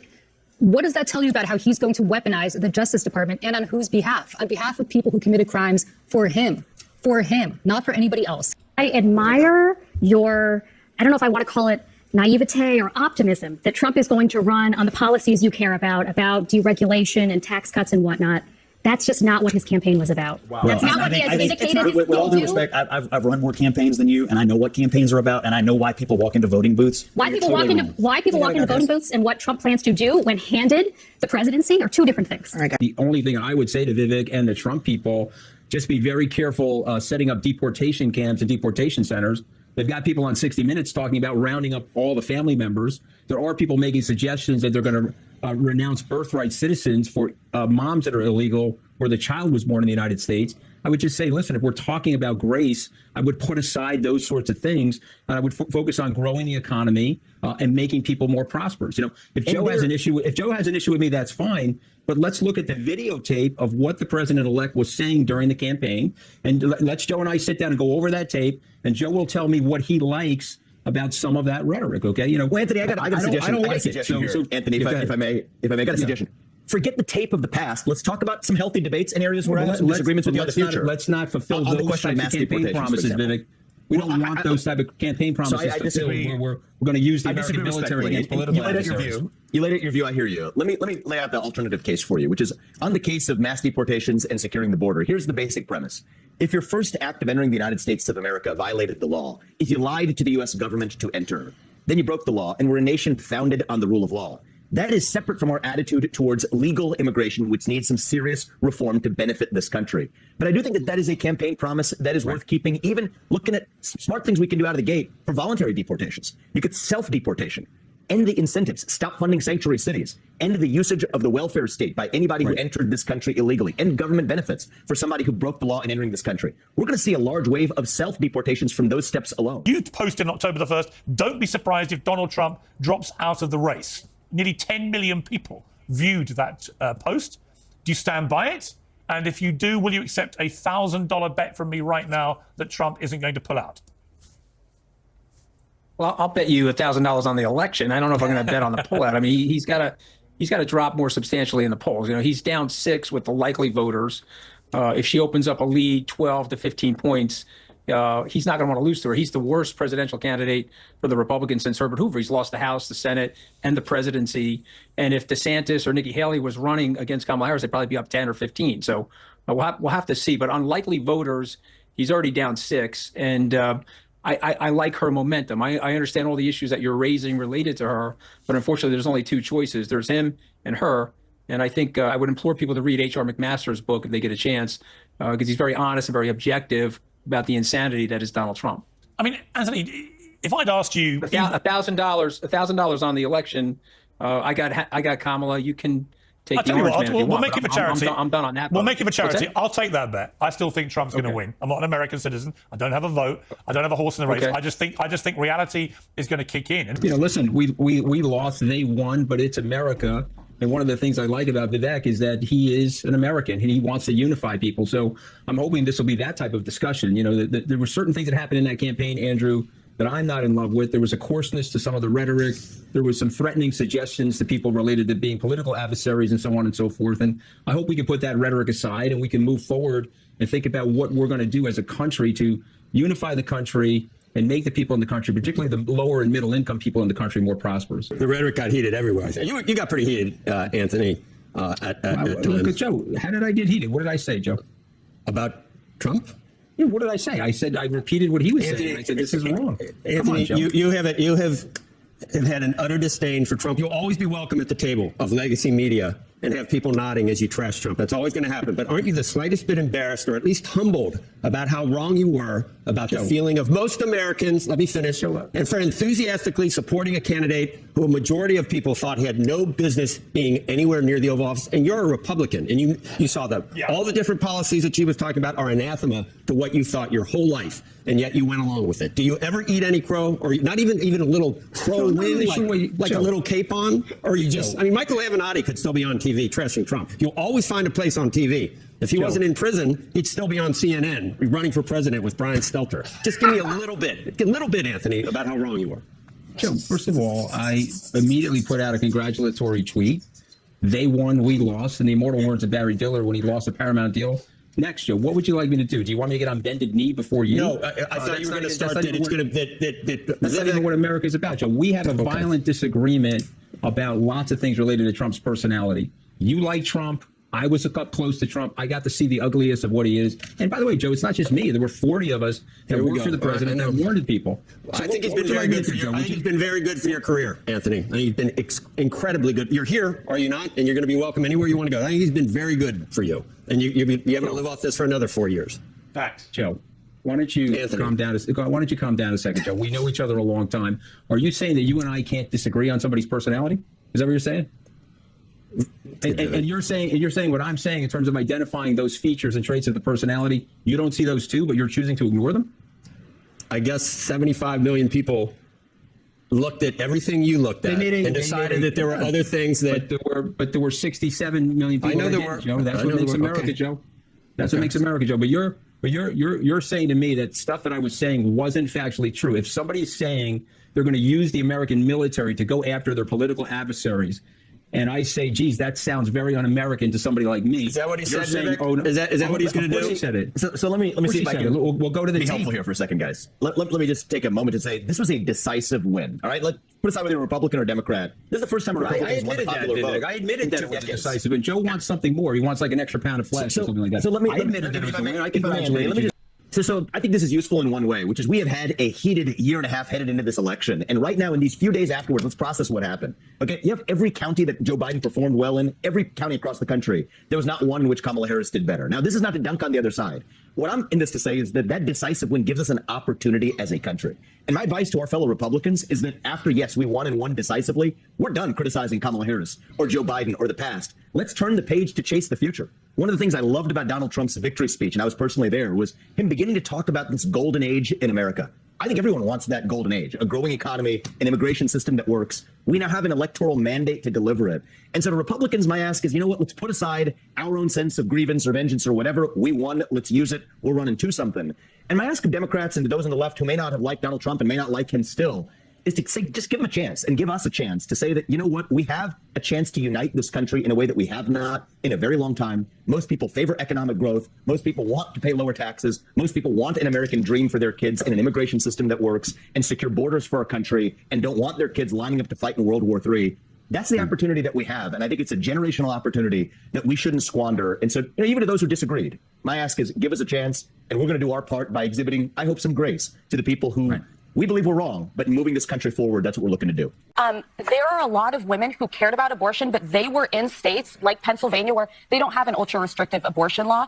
They were voting more because they're like pocketbook issues matter more than if a woman in Alabama is able to get an abortion. They're going to do worse under a Trump administration. The only people that are going to do well are the millionaires and the billionaires. And finally, we talk a lot about these different demographics and these assumptions of where they're going to go. Latinos in Texas, a district that's 97% Latino, went 75 percentage points for Donald Trump. Why? Misogyny. It's on the border. The border crisis is on their doorstep. And they were begging people to care about it for years. We need to take some lessons. That's what that was. The lessons are not. Knock. Who's there? Oh my God. I think this is the leftovers of the 2016 kind of mess. That there were all of these issues that the Democratic Party saw laid out very clearly in 2016 after Hillary Clinton's loss. And that rather than address those issues, they moved and they migrated. What happened is that the pandemic, right? The pandemic came upon us and Joe Biden happened to be the person for the pandemic. And I think they mistook that moment for a referendum on on what the Democrats had to offer rather than being introspective. I'll tell you one other person who I think is going to be incredibly important, actually two other people. The first person is Bernie Sanders.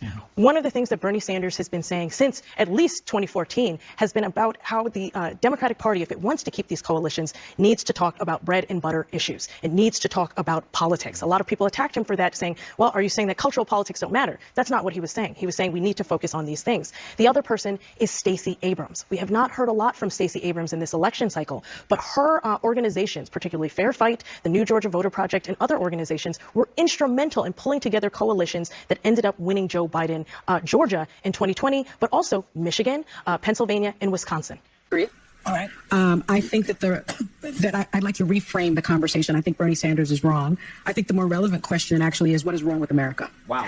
I think what is wrong with our country that the Republican Party would choose as a candidate and support a candidate who is an insurrectionist, who is an election denier, who is someone who is twice impeached, a 34-time convicted felon, someone who has been accused of alleged sexual misconduct by 26 women, found liable for sexual abuse. What is wrong with this country that they would choose a message of divisiveness, of xenophobia, of racism, of misogyny, over a message of inclusiveness, a message for the people, by the people, of the people. That Republican Party. What's wrong with America? Before we can do a second. The Democrats are the ones. They're the party that cares for the blue collar voter. The Democrats are the ones who put in Social Security, Medicare, Medicaid, union protection, ACA, unemployment insurance, and Obamacare. The Republican Party doesn't give a rat's patootie about clearly it. they didn't convince the voters. So all I can deduce is that it's the messaging. It didn't get through to people. They're not paying attention. That's all. Yeah, because the Democrats have always been for the working people. Exactly. And the Republicans don't. I think the message of the Democrats sounded elitist. You don't have value in the society. They sounded that way, but when you look at the proof, but Joy, it's condescending. It's condescending. There is a condescending. The way that the left speaks to its voters, it really is. A message of joy and inclusiveness. No, the message of not being educated, being dumb, and what's wrong with America. Who said that? Sonny just did. What is wrong with America? My point here is that's not what Kamala Harris said. No. My point is, I don't blame Joe Biden. I don't blame Kamala Harris. Go back as far as you want. I blame a messaging within the Democratic Party. You don't blame the Republican Party? Can I just finish my point, please? I obviously have a problem. Anyone has a problem with Donald Trump. The bigger question should be, yes, Sonny, why did they vote for him? Yes. In sweeping, they need to be introspective. No, we need to be introspective. If we voted for Kamala Harris, we need to say what didn't resonate with the voters. Do you know what didn't resonate with the voters? When they were saying we don't feel safe, and the left focused on defund the police and bail reform. Yeah. When they said we're worrying about, can I just finish? Let me just finish real quickly. When they were focused on renaming, when they were focused on renaming schools, there were people saying, "Hey, students are destroying colleges. I paid for that. I sent them there. They can't learn," and everyone apologized for it and didn't want to attend to it. They also denied the border was a crisis and kept saying, "No, it's fine. This is not a." There was a border bill, though. There was a border bill. Yes, but Joy, my point is they screamed. They didn't vote for him because he's a racist or a misogynist. They voted because they needed help in their everyday lives. Because there's every stat coming out on the people willing to self-reflect are showing these. Oh, wait, they're going to say I'm a racist and misogynist in the exit poll? I really think 74 million people are racist. Every racist and misogynist voted for Donald Trump. Not everyone that voted for Donald Trump was a racist and misogynist. I agree with that. Everyone swept. They swept every category, and the reason they did is to say, "Hey guys, no excuses this time." Yeah. Look, they lost everything. It's a country that allows its environment to be ravaged, its children to be shot, its wealth to be hoarded, its workers to be exploited, its poor to starve, its cops to murder. So you think America's the country in trouble? It's America's the problem. Trump is not going to make it back. And hold it for the next segment, right? We'll be right back. The Justice Department and the FBI, along with the FCC, have teamed up to investigate a series of vile and racist text messages that you can partially see here on your screen. The anonymous texts were sent to Black people in more than half a dozen states. Men, women, and even middle school students started receiving them shortly after the election. Let's bring in Rona Tarrant. She's an executive editor of CBS News Confirmed Team. That is a team that looks to work to understand misinformation and share what is correct out there. And they do all sorts of investigations and things just like this. So Rona, tell me a little bit more about these texts, where they came from, and who's been getting them.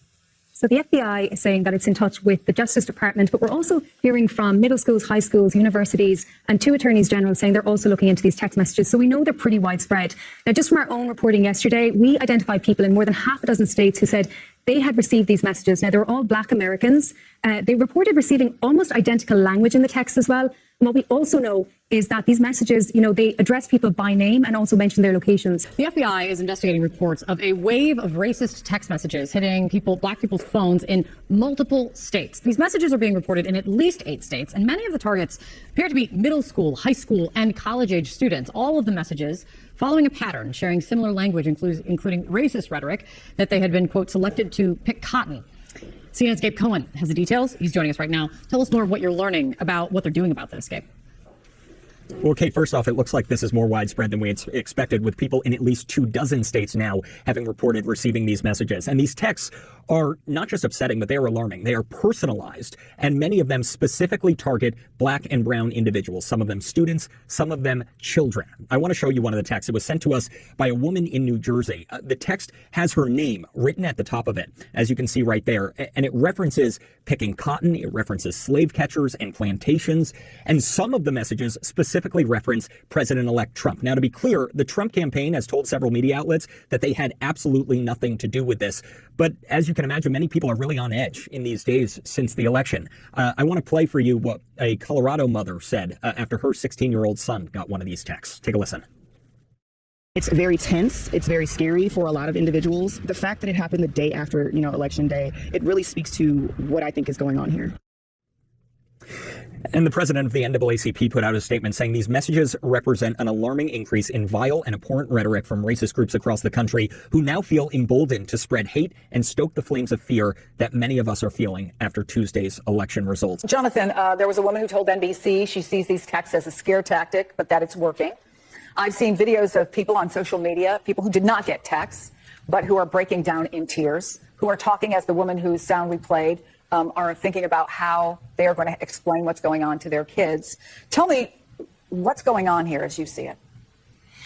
Well, on election night on PBS, after it became clear that Donald Trump was on his way to the presidency, that I said that I was concerned on multiple levels. And the first level I said was I was concerned as an African American.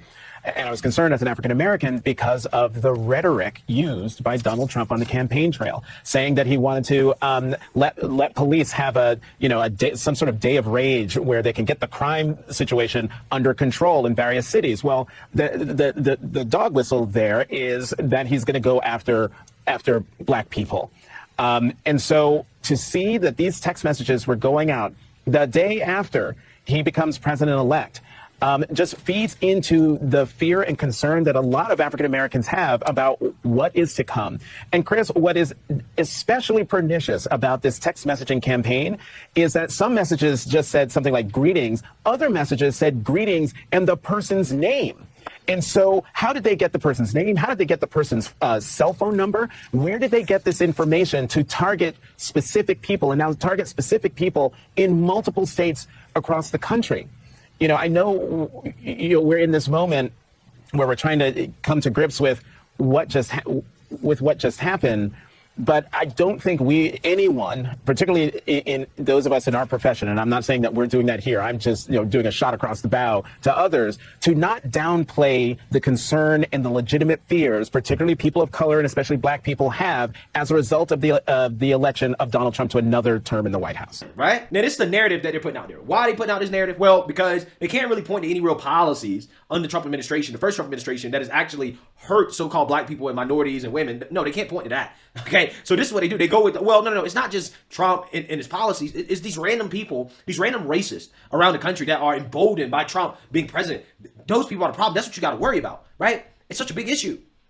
So now you have things like this happening right after the election, in which, again, clearly, it's a hoax. Clearly, this comes from the left. Clearly, some liberal did this, right? There's no doubt about mine, okay? I would bet a whole lot of money that whoever's behind this is a liberal, right? And that, again, this is a hoax from the left because the liberal media, instead of doing some actual journalism, asking real questions about the timing of this in a way that's actually real, right? Legitimate questions like, does this really make sense? Like, does it really make sense to try to blame Trump? No. They take this obvious hoax and they try to blame Trump, right? They try to spin it as an example of, see, we told you this is why electing Trump was dangerous because of stuff like this. People get emboldened. So clearly in my mind, this is being used to push propaganda against Trump even before the man can get into office. And this is what we have to look forward to for the next 4 more years, guys. It's going to be nothing but race hoax after race hoax after sexism hoax after bigotry hoax. It's going to be nothing but hoaxes. And I've seen so many of these hoaxes. It's easy to spot from a mile away. There's no doubt in my mind that a liberal is behind this. Only a liberal would do something like this. Okay? I mean, we've already seen how racist the liberals have become.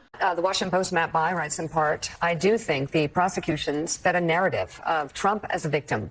I also think Democrats dug themselves into a hole on cultural issues and identity politics. Trump's vicious transgender ad in the closing weeks, she's for they, them, he's for you, was probably the most effective of the cycle. I think that probably landed with a lot of traditionally Democratic voters who feel like the party is consumed with the cultural issues, while the economic issues don't really change. I think people needed a reason to feel good and hopeful about voting for her. And absent that, a lot of frustrated voters apparently decided to go with the guy who wants to burn it all down. Let's dig a little deeper, because you have that stacked on top of what happened on college campuses this fall, stacked on top of what's been happening on college campuses over the past 4 or 5 years. I have said this on the air. And every time I've said it, people said, oh, you're just saying that because you're a white conservative. No, I'm just saying it because every Democrat that we have ever sat down with dinner with over the past 5 years who have kids that go to colleges say their kids are afraid to speak in class because they'll be canceled.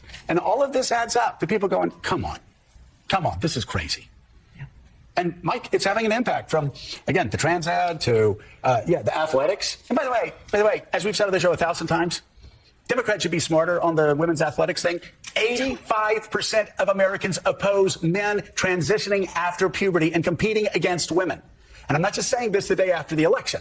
I've been saying this for years. This is not a hard call. You can show compassion and you can show grace.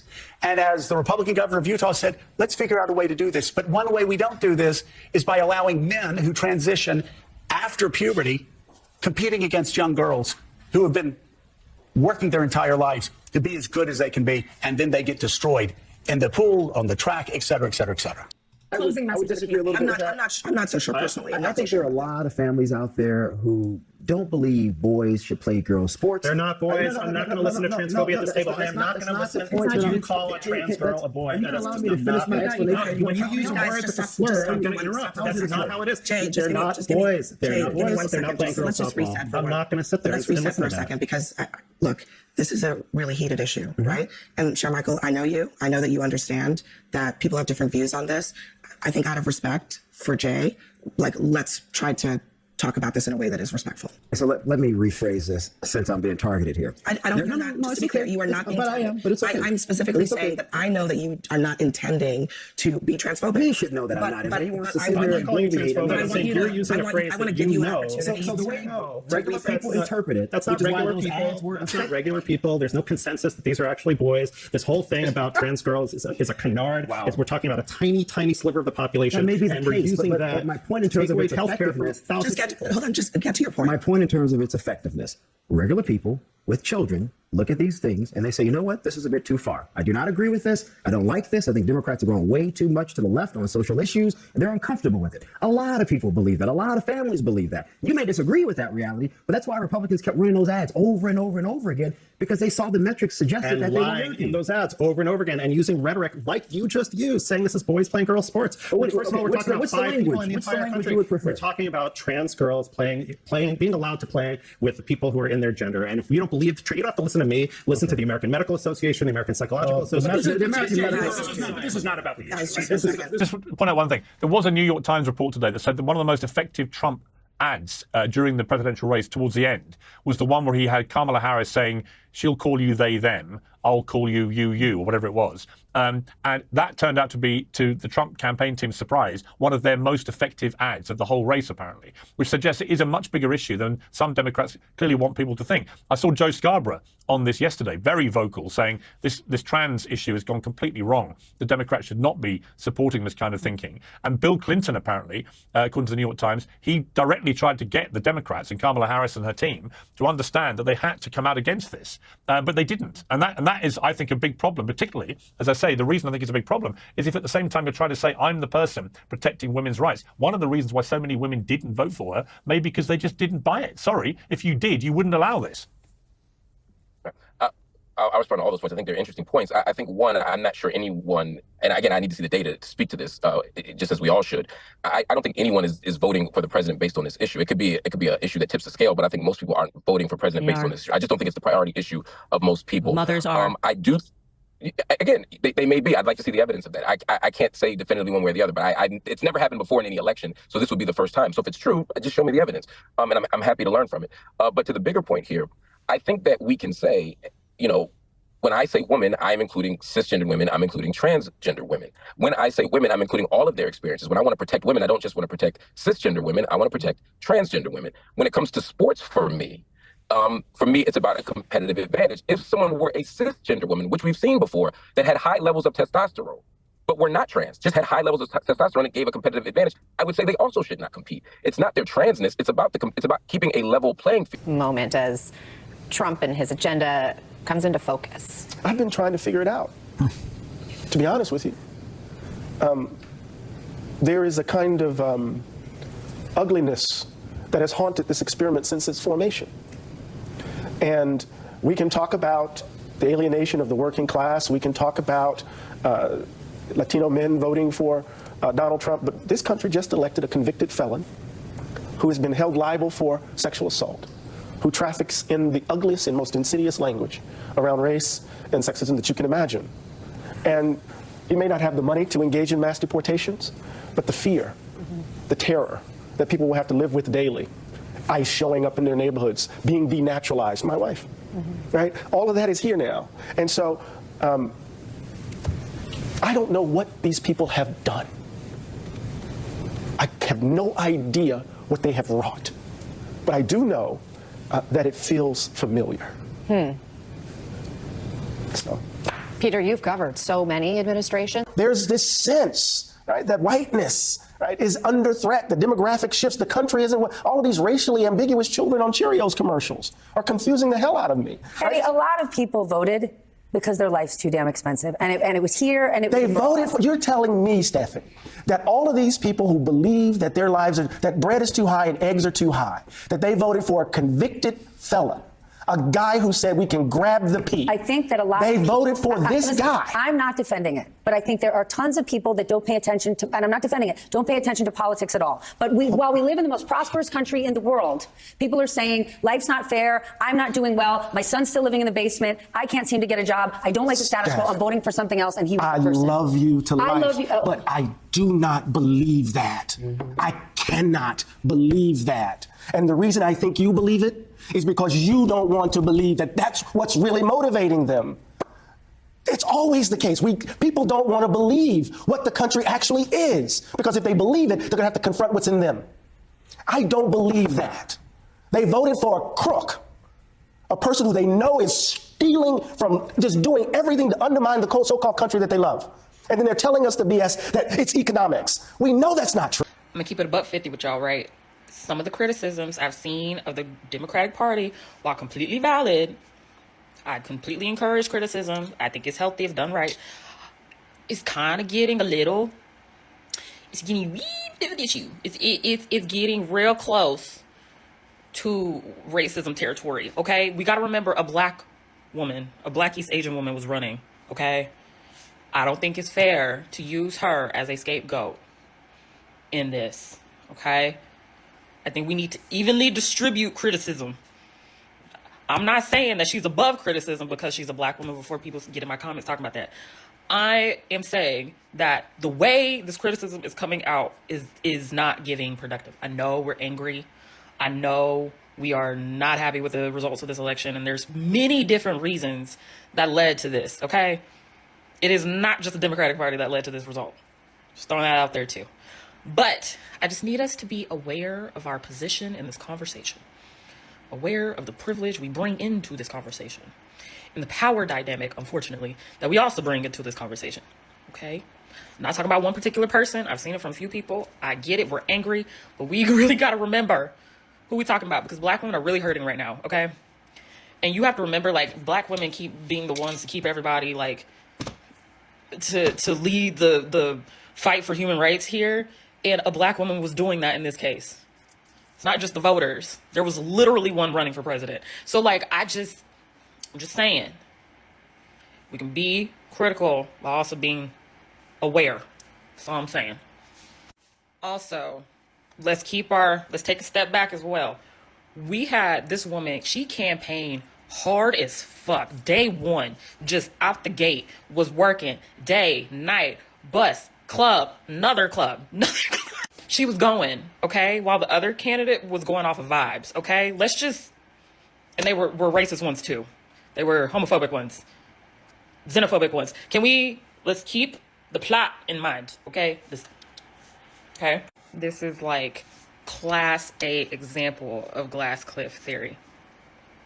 So, and if you don't know what that is, that means that she is literally she was put in an impossible position to save us all. That happens all the time, especially with companies and CEOs. A lot of time when a company is doing shit, that is when they're like, let's appoint our first female president CEO. And then when it tanks, that's when they're like, oh, it was her fault. Let's not do that, please. Florida Governor Ron DeSantis is calling for an investigation into FEMA after alleged FEMA volunteers told the publication The Daily Wire they were instructed by the agency to skip Trump supporters' homes when serving damage in Highlands County after Hurricane Milton. According to internal text messages reviewed by the publication, workers in Lake Placid avoided around 20 homes, quote, advertising Trump.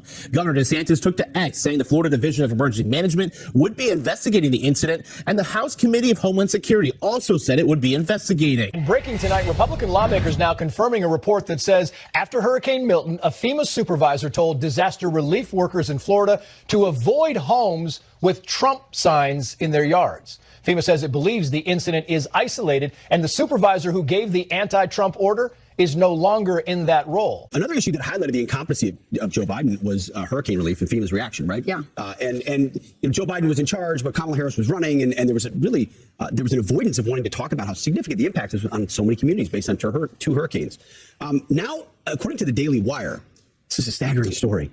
FEMA officials, which should be helping everybody, directed hurricane relief workers in Florida to avoid certain homes that had Trump signs in their lawn. Okay, here's the report according to the Daily Wire. A FEMA supervisor told workers in a message to avoid homes advertising Trump as they canvassed Lake Placid, Florida, to identify residents who could qualify for federal aid. Internal messages viewed by the Daily Wire reveal. The supervisor, Marnie Washington, relayed this message both verbally and in group chat used by the relief team. Multiple government employees told the Daily Wire. So now hurricane relief also politicized.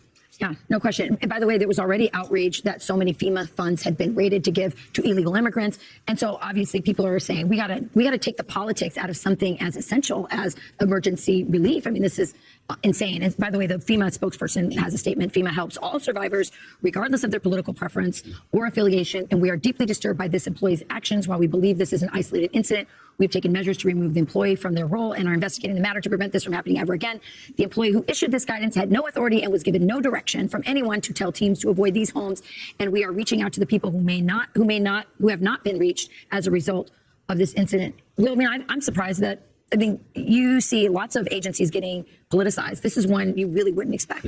Well, it's not just, to me, my focus is less on FEMA and more, I would imagine this is the case in every government agency. And what it does is show the depth of the cancer inside of our government, and that you have to root out politicization at the highest levels, for example, the DOJ, but you have to also understand there's a bureaucracy under every one of these state departments where you have, foot soldiers who behave in the same manner as Merrick Garland. Right. And in order to really reform the bureaucracy, I actually think you are going to need, like Elon Musk walking through the lobbies of Washington, D.C. with a sink in his hands. He's going to have to sit there with the Department of Government Efficiency and cut it down to the size you could drown it in a bathtub. Otherwise, this is where we are now. Or Puerto Rico, where I'm in my home state of Delaware, they're good, decent, honorable people. The only garbage I see floating out there is his supporters. His demonization of is unconscionable, and it's un-American. A few moments later. A man accused of stabbing another man at a Grand Forks homeless shelter says he felt pressured to do it by President Biden. 44-year-old Moses Ayom is facing 7 charges, including attempted murder, aggravated assault, and reckless endangerment. Ayom is accused of stabbing the 37-year-old man multiple times with a knife at Northland's rescue mission last Friday morning. Police arrested him after he tried to get away in a stolen pickup. Court records show Ayom told police he chose the man because he was white. Ayom says he felt pressured to act by President Biden and Vice President Harris following comments Biden made last week about supporters of former President Trump being, quote, trash. The victim suffered life-threatening injuries, including a punctured lung. Ayom will make his first court appearance tomorrow. tomorrow morning. A homeless man who claims President Joe Biden and Vice President Kamala Harris pressured him to stab a man made his first court appearance today. 44-year-old Moses Aom is accused of nearly stabbing 37-year-old Travis Vegan to death inside the Grand Forks homeless shelter last Friday. According to court papers, Aom said the attack was unprovoked and racially and politically motivated. In court today, he asked if Vegan had died. Aom was arrested after a 40-mile high-speed chase that went north of Grand Forks. During his hearing today, Aom said he wants to go to Canada before he makes more problems. The judge set bail at $250,000. They need me to do it, and I came from the Canada border because I don't want to make a problem. That's the reason I want to go and leave the United States alone. Okay. And because it's the Democrat Party. Aom faces a total of 7 charges, including attempted murder and reckless endangerment for nearly hitting 3 construction workers. If convicted of the attempted murder charge, he faces 4 to 20 years in prison. I want to know why you're voting for Trump. That's the only reason I want to know. That's the only thing. And I said because you're brown skin. Gina Powell says she was on the receiving end of that. She told me she'd never seen the 82-year-old until she was in her face. Just shocked that just the presence of me, and she made it very clear it was my skin color. Gina was with her friend Mary Jennings doing this, supporting Donald Trump, waving flags and signs, when she said the woman confronted her over her political beliefs and race. And then that's when she shoved me, pushed me back, and I said, don't touch me. And then not even a second, she just popped me right in my chin. Here's how the woman arrested, who hasn't been charged, described it to police. I was to push her away, and I put my hand to her chin. And that's when Mary stepped in. And she punched me, but she connected and, it slammed my jaw shut. Both women are physically okay, but it's been an emotional toll. Well, I haven't, wow, to start. I haven't been able to work yet. I'm still kind of in shock. Edmonds police say they have established probable cause for a hate crime arrest and that the suspect continued to show no remorse for the incident. Did you ever date a Trump supporter? I don't think so. No. I don't think so. Yeah, sure. Well, I mean, I wouldn't because I have a partner, but. No, I wouldn't. Why not? If you support someone that says and does the things he does, I don't think we have the same values. I don't live in a make-believe world where where everybody agrees on everything. I feel very strongly about these things, but we're all people and we're all meaning to do the right thing. If you're okay with, again, my family possibly being deported, racist comments, if you're okay with me not having that right to an abortion or anything like that, just those beliefs, I just don't see myself dating that person. I'm gonna be single forever, okay? Meanwhile, the Harris campaign is over, but there's still some bills left to be paid. The campaign of Harris-Walz raised over $1 billion, but somehow, despite, I believe, having $160 million still in the bank on October 20th, ends the campaign $20 million in debt. Now, how did they spend that money? There's a lot of different ways you go about spending $1 billion. But the one that stuck out to me, guys, is, of course, she did the interview with the Call Her Daddy podcast. This was a podcast that stopped and started several times in terms of scheduled, then delayed, then scheduled, then delayed. Ultimately, it ended up happening, I think, in Washington, D.C. I'm not sure where they ended up doing it. At a hotel in Washington, D.C. So they had to recreate the Call Her Daddy podcast, which the campaign paid for. Recreate the set. $100,000 for that set right there. They recreated the set? Because Kamala didn't want to go to L.A. I guess it's filmed out of L.A. or shot out of L.A. So she didn't want to go there, and she said, we want to do it here. But we wanted, again, in line with the inauthenticity of the campaign, she said, let's make it look like I went all the way to L.A. It'll cost $100,000. Thank you, donors. The guest would pay for that. When I saw this, I'm like, well, the show pays for their own recreation of their own set, right? Like, we would do that. I mean, if I went somewhere, for example, to interview The Rock when I did that, who do you think paid for the cameras and the set? You know what I mean? Not The Rock. Yeah. He didn't pay for the set. Yeah, but if Kamala Harris paid for the set, I don't know. But it's other people's money. It's donors' money, and they just go. Look at that really quickly. $100,000. Yeah, why did it cost so much? Yeah, that's true. It looks like it all came from IKEA. Right. And this is so embarrassing that even President Trump is roasting Kamala Harris as he is offering to pay for her campaign debt. Okay, and I hope he's not serious about this. I think he's just saying this to troll. But let's read this. He put this out. He says, I am very surprised that the Democrats, who fought a hard and valiant fight in the 2020 presidential election, I'm not sure if he meant 2024, right? He says 2020, but maybe he meant 2024. Raising a record amount of money, didn't have lots of money left over. Now they are being squeezed by vendors and others. Whatever we can do to help them during this difficult period, I would strongly recommend we as a party, and for the sake of desperately needed unity, do. We have a lot of money left over, and that our biggest asset in the campaign was, quote, earned media, and that doesn't cost very much. Make America great again. Okay. This is one of the reasons why I wanted to talk to Kamala Harris. I'm like, I bet there's a person in there. I bet I can get to that person. Yeah. I wanted to find that person. I don't want to hear all the speeches. I don't want to hear, I was raised middle class. I don't want to hear any of that shit. She's a roller skater. You know that? No, I would love to find that out. Yeah. I would love to talk to her about all kinds of shit. I literally said, like, because there was a few restrictions of things they didn't want to talk about, but I said, I don't give a fuck. I go, get her in here. Like, whatever you want to talk about. And they want to know if I edit. I'm like, there's not going to be any editing. There's no editing. Yeah. We're not going to edit. But yeah, that's the same thing they asked us. Is there an edit? You know? I just wanted to talk. I feel like you give someone a couple of hours and you start talking about anything. I'm going to see the pattern of the way you think. I'm going to see the way you process ideas. I'm going to see whether or not you're calculated or whether you're just free. Yeah. Or are you comfortable with you, or are you projecting things? Like, she's got 80 different accents. How do you decide which one to pull out? Yeah. Like, she busts out different accents depending on who she's talking to. Yeah. They should have made her talk to a bunch of Chinese folks. I would have loved to hear that accent.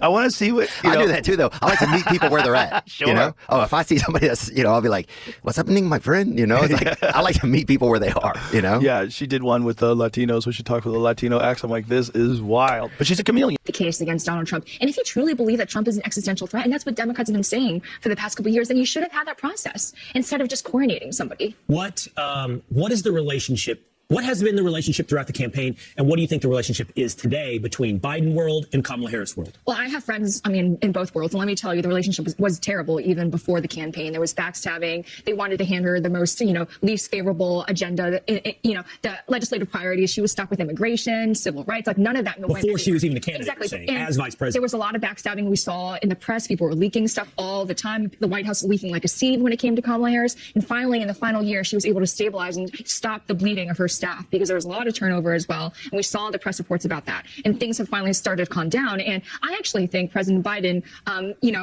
the whole endorsing her 30 minutes after he dropped out, I think that was a big FU to the party. You don't want me, here's somebody that you may not like, but deal with it, Suggesting that he's sticking the party with Kamala Kind of like sticking it to the man. Yeah, but okay, help me understand your perspective on that, because you worked for Kamala Harris. I didn't. I'm a donor. You're a donor. Technically, I'm not on anyone's payroll. I'm not beholden to anyone. That's why I'm here telling the truth. I'm not here to gaslight anybody. This is just the truth. What is the truth? The truth is this is just an epic disaster. This is a $1 billion disaster. Actually, it was $1,018 million, I think, right? There were $20 million or $18 million in debt. Right. It's incredible. And I raised millions of that. I have friends that I have to be accountable to and to explain what happened, because I told them it was a margin of error race. I was promised, Jen O'Malley Dillon promised all of us that Harris would win. She even put videos out saying that Harris would win. I believed her. My donors believed her. And so they wrote massive checks. I feel like a lot of us were misled. And even on the night of election night, I looked somebody in the eye and I said, are we going to do this? Are we going to pull it off? She told me yes. And I asked somebody else, like, how are you feeling? He's like, we're going to win Iowa. And I was like, what? Did they believe this going in? Was there a real sense of false confidence on the side of Kamala Harris? Or did they know they were in store for disaster? I was wondering about that. I was like, I asked them, are you privy to internal numbers that I am not seeing? Because I studied this so carefully and I just wasn't seeing any basis for that level of confidence. And I also want to remind our viewers that, the Trump campaign was touting all of these incredible empirical data weeks before election night. What Harris is touting was the door knocking. She didn't say anything really about early voting. And now I know it's because there was nothing much to say. I asked you what the relationship was between Biden world and Kamala Harris world, and you told me it was bad. It was bad predating the campaign. Where does Obama world fit in this? There's I don't want to break the Democratic Party into these, three fiefdoms, because there's probably more. Nancy Pelosi is a huge power player, but Barack Obama, the Obama world, is a huge player. How do they fit in the tension or the happiness of Democrats? That's a really good question. I want to point out that they waited 3 days. Michelle and Barack Obama waited 3 days to endorse Kamala Harris. It was a silence heard around the world. And prior to Biden's endorsement that no one really anticipated, they were vetting people like Mark Kelly. Kamala Harris wasn't at the top of the ticket. So Biden's endorsement of Harris caught a lot of people off guard, even the chieftains of the party. I really think it was a big FU. I'm so sorry. It's all right. I think I'm getting a vivid picture. I didn't finish the word. Specifically when it comes to why, or the effect and perhaps the plan on when Joe Biden endorsed Kamala Harris. Really interesting.